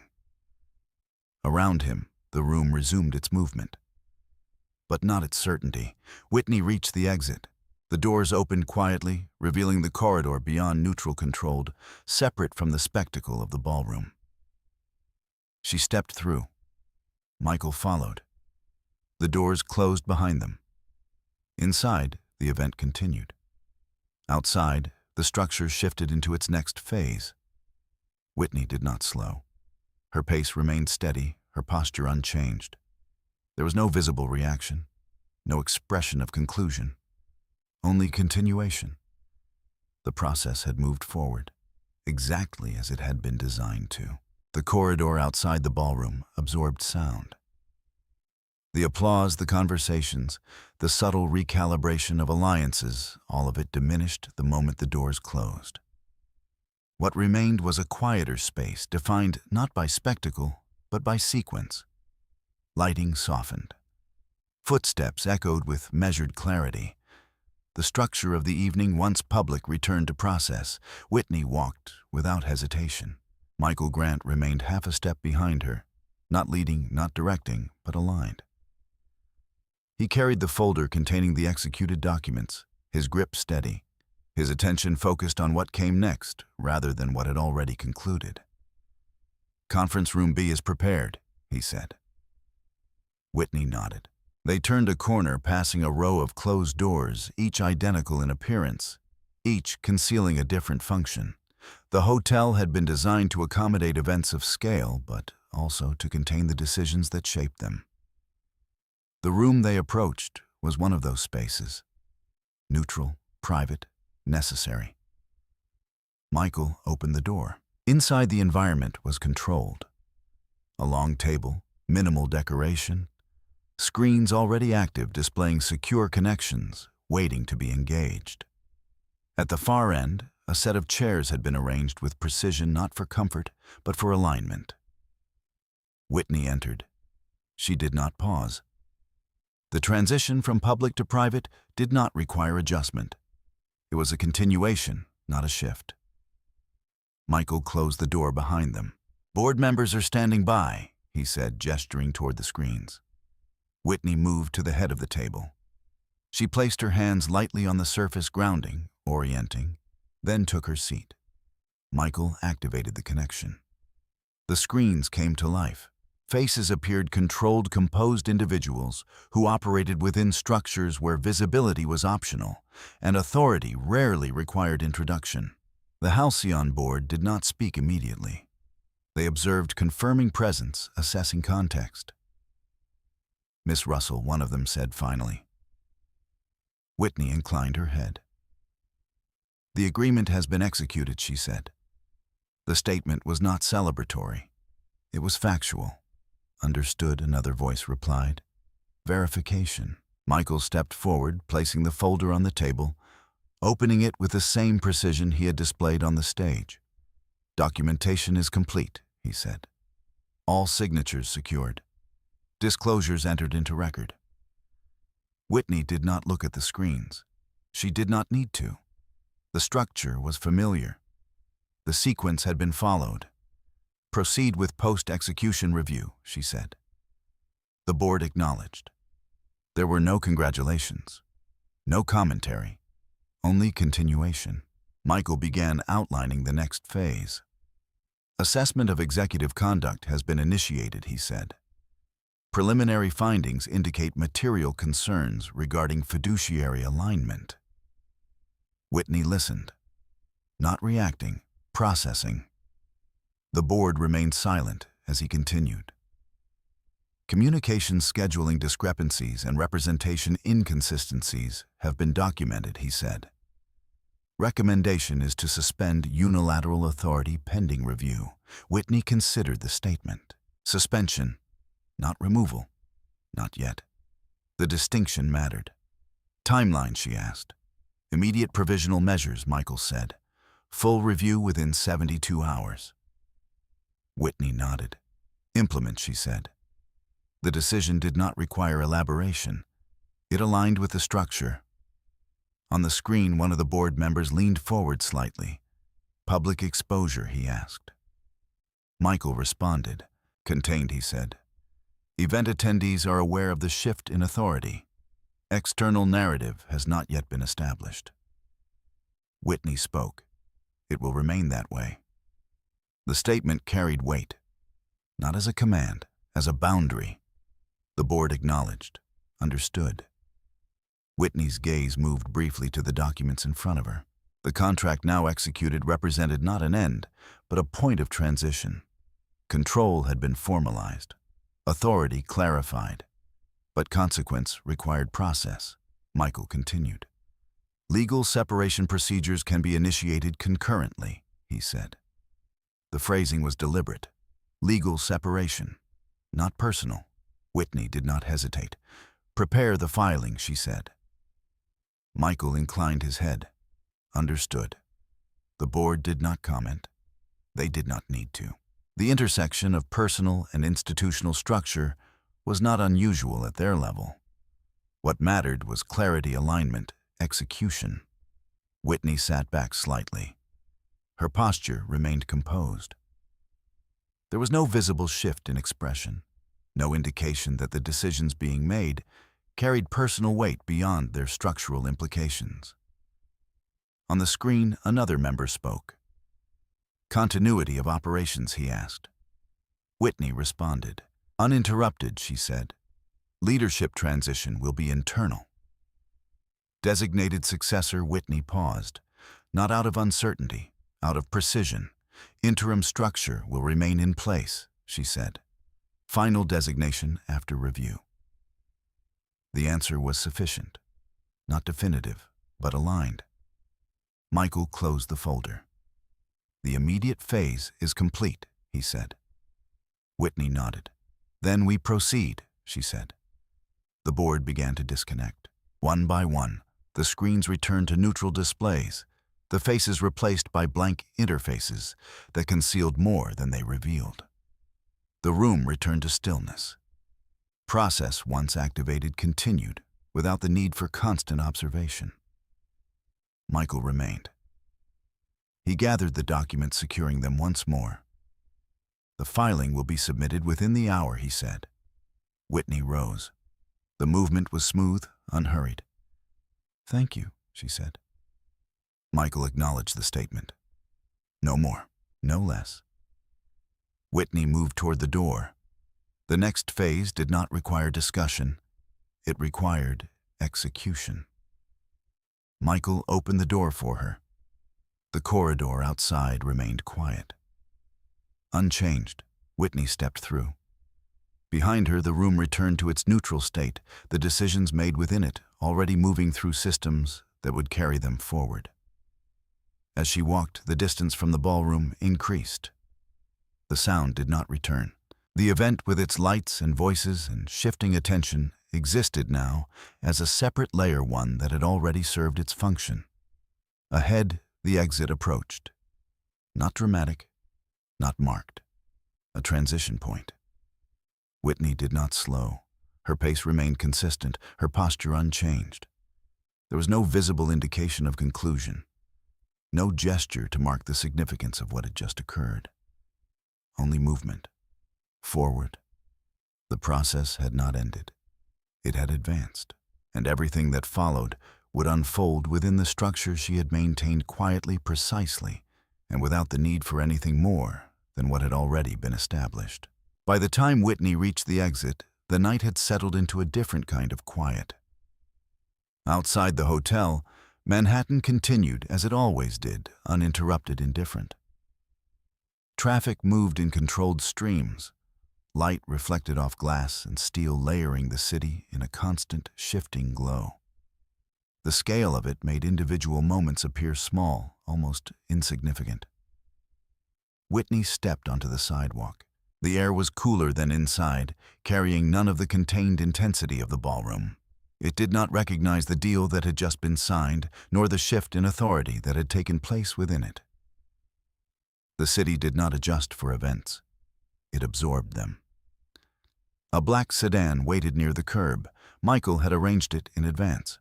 Whitney paused for a moment before approaching her gaze, moving briefly across the street, not searching, not expecting, simply observing.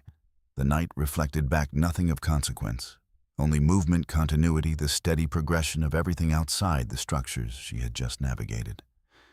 Behind her, the hotel doors opened again. Voices spilled out, muted but distinct. Jack stepped onto the sidewalk. He had not followed immediately. The delay suggested hesitation, or perhaps the need to reconstruct composure before re-entering a space without structure. His posture, though still controlled, no longer carried the same alignment. The certainty that had defined his presence earlier in the evening had thinned, replaced by something less stable. Whitney. Her name carried across the distance between them. Not loudly, but with intention. Whitney turned. She did not step toward him. She did not step away. She waited. Jack approached, closing the space that had remained between them throughout the evening. Up close, the changes were more visible. The precision of his expression had given way to something less defined, less certain of its own position. "You're leaving," he said. Whitney regarded him. "Yes." The answer did not invite continuation. Jack looked at her for a moment, as though expecting more. When none came, he spoke again. "This isn't over." Whitney's gaze remained steady. "No," she said. "It isn't." The agreement had been executed. The consequences had not. Jack exhaled his attention, shifting briefly to the car waiting at the curb, then back to her. "They're going to review everything he said. You know that." Whitney nodded. "I do. And you're just—" He stopped, recalibrating the sentence. "You're just letting it happen." Whitney considered him. "I initiated it," she said. The distinction settled between them. Jack's expression tightened. "You're dismantling my company." Whitney did not respond immediately. She allowed the statement to exist, to complete itself without interruption. Then she spoke. "No," she said. "I'm evaluating it." Jack shook his head. "That's not how this works." Whitney held his gaze. "It is." The repetition carried no emphasis, only consistency. Jack's posture shifted again, his hands moving slightly, then stilling as though unsure of what to do with the space around him. "You could have handled this differently," he said. Whitney did not disagree. "Yes," she said. Jack waited. Whitney continued. This was the accurate way. The phrasing was precise. Not defensive, not corrective. Final. Behind them, the hotel doors opened once more. Samantha stepped out. She paused just inside the threshold, her gaze moving between Whitney and Jack, assessing the distance, the alignment, the absence of control she had once assumed. She did not approach immediately. Instead, she remained where she was positioned, between the interior of the event and the exterior, where its consequences had begun to unfold. Jack glanced toward her briefly, then back to Whitney. She didn't know, he said. The statement was offered as explanation. Whitney did not respond to it, not directly. It wasn't her responsibility to know, she said. The distinction was clear. Samantha took a step forward. "What happens now?" she asked. Her voice was controlled, but the certainty behind it had diminished. The framework she had operated within no longer applied. Her position, once defined by proximity to Jack and the deal, had shifted without warning. Whitney looked at her. For the first time outside the structure of the event, the interaction was direct. "The process continues," Whitney said. Samantha frowned. "That's not an answer." Whitney considered her. "It is," she said. Samantha held her gaze for a moment longer, then looked away, not in dismissal, in recognition. Jack spoke again. "You're filing," he said. It was not a question. Whitney nodded. "Yes." Jack exhaled, the movement slower this time, and everything else. Whitney did not elaborate. "We'll proceed," she said. Jack looked at her, searching again for something that would allow him to reframe the situation into a version he could navigate. "There has to be a way to fix this," he said. Whitney's expression did not change. "This isn't a defect," she said. The distinction settled. Jack's gaze held, then dropped briefly, then returned. "You're serious," he said. Whitney did not answer. She did not need to. The structure spoke for itself. Samantha stepped back slightly, the distance between her and the conversation increasing. Her presence, once central, now existed at the edge of something she could no longer influence.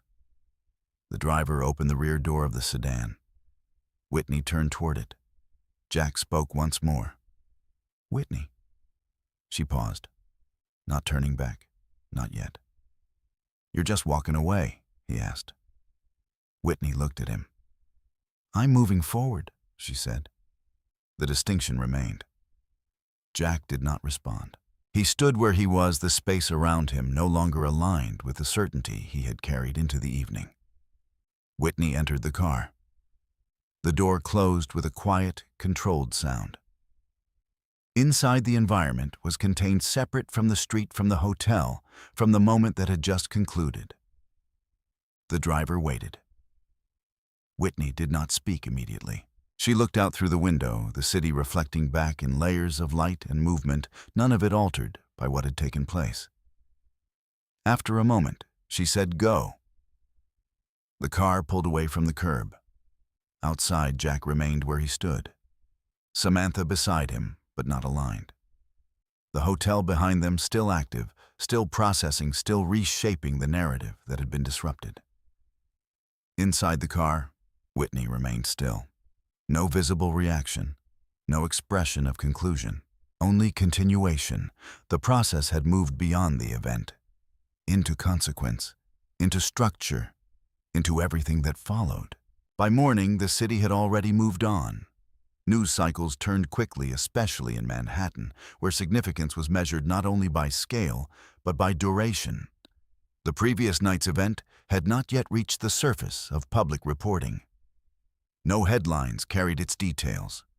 No commentary framed its outcome. It remained contained within a smaller network, those who had been present, those who understood what had occurred, and those whose systems had already begun to process the consequences. Whitney arrived at Halcyon's offices shortly after 8. The building did not announce itself. No signage marked its presence in a way that invited attention. It occupied its space with the same discretion that defined the firm's operations, visible but not exposed. Inside, the environment was controlled. Quiet, functional, Whitney moved through the lobby without pause. Security acknowledged her presence with minimal gesture. No introductions were required. No explanations offered. Her access existed within the system long before her physical arrival. The elevator doors closed behind her. As it ascended, the city receded not in view, but in relevance. The work ahead would not be shaped by perception. It would be shaped by structure, by process, by decisions that would not require visibility to carry weight. When the doors opened, Michael Grant was already waiting. "The filing has been submitted," he said. Whitney stepped into the corridor. Timestamp 6:42 a.m. Whitney nodded. The sequence remained intact. They walked toward the main conference room where a smaller group had assembled. Not the full board, not the formal structure of the previous night, but those required for immediate execution. Inside screens displayed updated data. Brooks' adaptive systems. Status indicators had shifted. What had once read stable now carried annotations flags indicating review pending evaluation provisional limitations. Whitney took her seat. Michael placed the documentation in front of her. "Initial responses are beginning," he said. Whitney looked at the screen. A list of communications had been compiled. Messages from investors, inquiries from partners, internal alerts triggered by the change in authority. None of them expressed panic, not yet. But the tone had shifted. Uncertainty had entered the system. "Board position," Whitney asked. Michael responded. "Aligned," he said. "Temporary suspension of unilateral executive authority is in effect." Whitney nodded, and Jack Michael glanced at the secondary screen. "He's been notified," he said. Formal notice delivered at 7:15. Whitney did not react. The timing was precise, deliberate. "He's requested a meeting," Michael added. Whitney looked at him. "Denied," she said. Michael inclined his head. "Understood." The process continued. Whitney turned her attention to the documentation in front of her. Each page reflected a segment of the structure. She had maintained ownership, records, governance clauses, evaluation criteria. The language was clear. The authority defined. There was no ambiguity. Michael spoke again. "Media interest is beginning to surface," he said. "Nothing confirmed. Speculation only." Whitney considered the statement. "Maintain containment," she said. Michael nodded. "No public statement." Whitney shook her head once. Not yet. The decision aligned with the pattern she had followed from the beginning. Visibility would not be used as a tool, not unless it became necessary. Across the table, another member of the team spoke. "Operational continuity is stable," he said. "Internal departments are holding position. No disruptions reported." Whitney acknowledged the update. "Good," she said. Stability mattered, not as an outcome, as a baseline. The room remained focused, each individual aligned with their role, their function within the larger structure. There was no discussion of the previous night's personal implications, no commentary on the public humiliation that had preceded the shift. Those elements existed, but they did not guide the process. Whitney closed the folder. "The review proceeds as scheduled," she said. The team acknowledged. The meeting concluded without ceremony. Whitney stood. There was no pause for reflection, no moment of conclusion, only continuation. Michael remained beside her as they exited the room. "Legal separation filing has been confirmed," he said. Whitney nodded. "Response timeline standard," Michael said.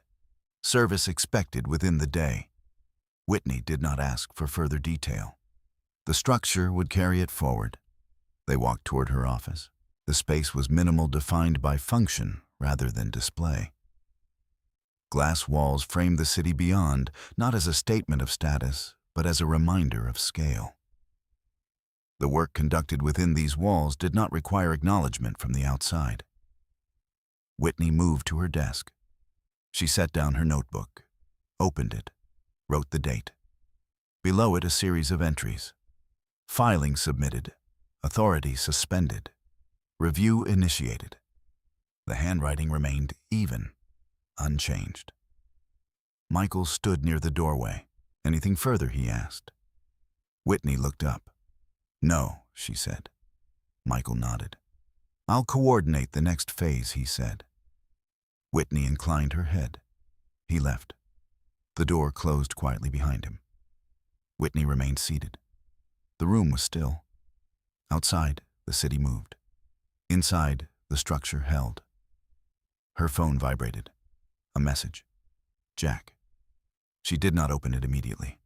She let the screen dim, the notification fade into the background. Then she returned her attention to the notebook, added one more line.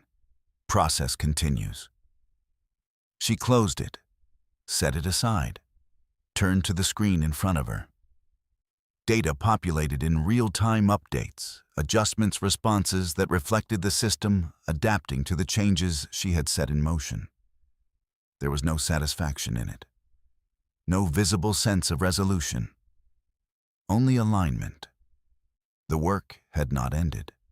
It had transitioned, and everything that followed would unfold within the same framework.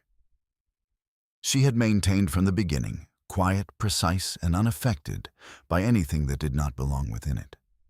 Whitney began reviewing the next set of documents. Outside, the city continued without interruption. Inside, so did she. By the end of the week, the structure had settled, not into stillness, but into clarity. Brooks' adaptive systems no longer operated under the assumption of singular authority. The suspension placed on Jack's executive control had not been contested successfully. Internal reviews, once initiated, moved with the same precision that had defined Halcyon's involvement from the beginning. Departments adjusted. Reporting lines recalibrated. Decisions that had once flowed through a single point now followed a distributed path, each step documented, verified, aligned. Whitney did not attend every meeting. She did not need to. Her role existed above the level of daily adjustment, positioned within the framework that determined direction rather than execution. Still, she remained informed. Every update, every change, every response passed through systems she had already approved. On Friday morning, Michael entered her office without urgency. "The review is complete," he said.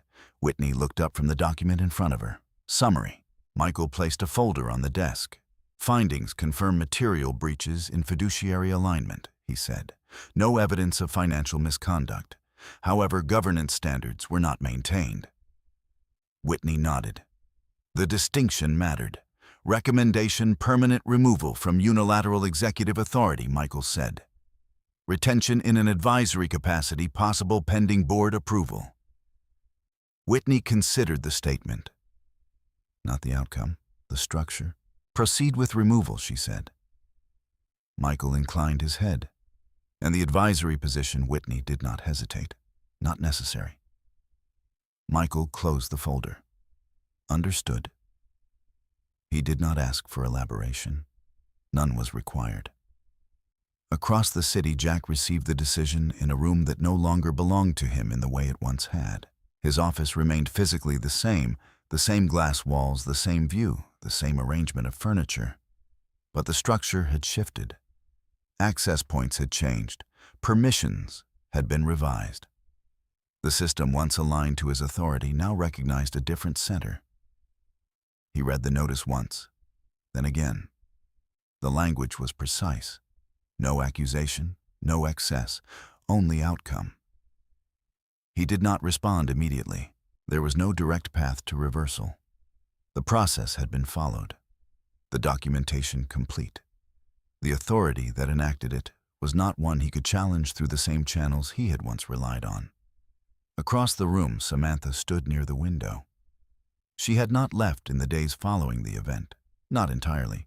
Her presence remained, but without position. Meetings no longer required her. Communications no longer included her. The role she had assumed, informal, undefined, influential, had no place within the structure that had replaced it. "What does it say?" she asked. Jack did not look at her. "They're removing me," he said. Samantha's expression tightened. "That doesn't make sense," she said. "You built this." Jack did not respond. The statement, once sufficient, no longer aligned with reality. Samantha stepped closer. "We can fix this," she said. "There has to be a way." Jack shook his head. "No," he said. The word was quiet, final. He looked down at the document again, not searching for error, confirming absence. There isn't. Samantha fell silent. The room held, not in tension, in recognition. Across the city, Whitney continued her work. The transition within Brooks' adaptive systems had been absorbed into Halcyon's broader operations. New leadership structures were being implemented. Interim oversight ensured continuity. The deal itself, now fully under Whitney's authority, moved into its next phase without interruption. Whitney reviewed the updated projections, adjusted, approved. The process remained consistent. Later that afternoon, Michael entered again. "Final confirmation," he said. "All measures implemented. Transition complete." Whitney closed the file in front of her. "Thank you," she said. Michael inclined his head. Anything further? Whitney considered the question. Then shook her head. "No." Michael left. The door closed. Whitney remained seated for a moment longer, her attention resting on the surface of the desk, on the documents now aligned, completed, resolved. There was no visible shift in her expression, no indication of conclusion, only a pause. Then she stood, moved to the window. The city extended outward, unchanged. Traffic, movement, continuity. None of it reflected what had taken place. None of it needed to. Whitney did not linger. She returned to her desk, opened her notebook, wrote the date. Below it, a final set of entries. Review complete. Authority reassigned. Separation in effect. The handwriting remained steady, consistent with every entry that had come before. She closed the notebook, set it aside. The phone on her desk remained silent. No new messages. No pending responses. Jack had not contacted her again. Not after the notice. Not after the outcome. Whitney did not check. There was nothing left to confirm. As the afternoon moved toward evening, the light shifted across the office, reflecting off the glass, altering the tone of the room without changing its structure. Whitney continued working. Documents reviewed, decisions made. Each step aligned with the framework she had maintained from the beginning. There was no moment of reflection, no return to the event, no reconsideration of what had occurred. The process had completed its cycle. The consequences had followed. Nothing remained unresolved within the structure she had defined. As the day ended, Whitney gathered her things. Not hurried, not delayed. She left the office as she had entered, without announcement, without interruption. The elevator carried her down. The lobby remained quiet.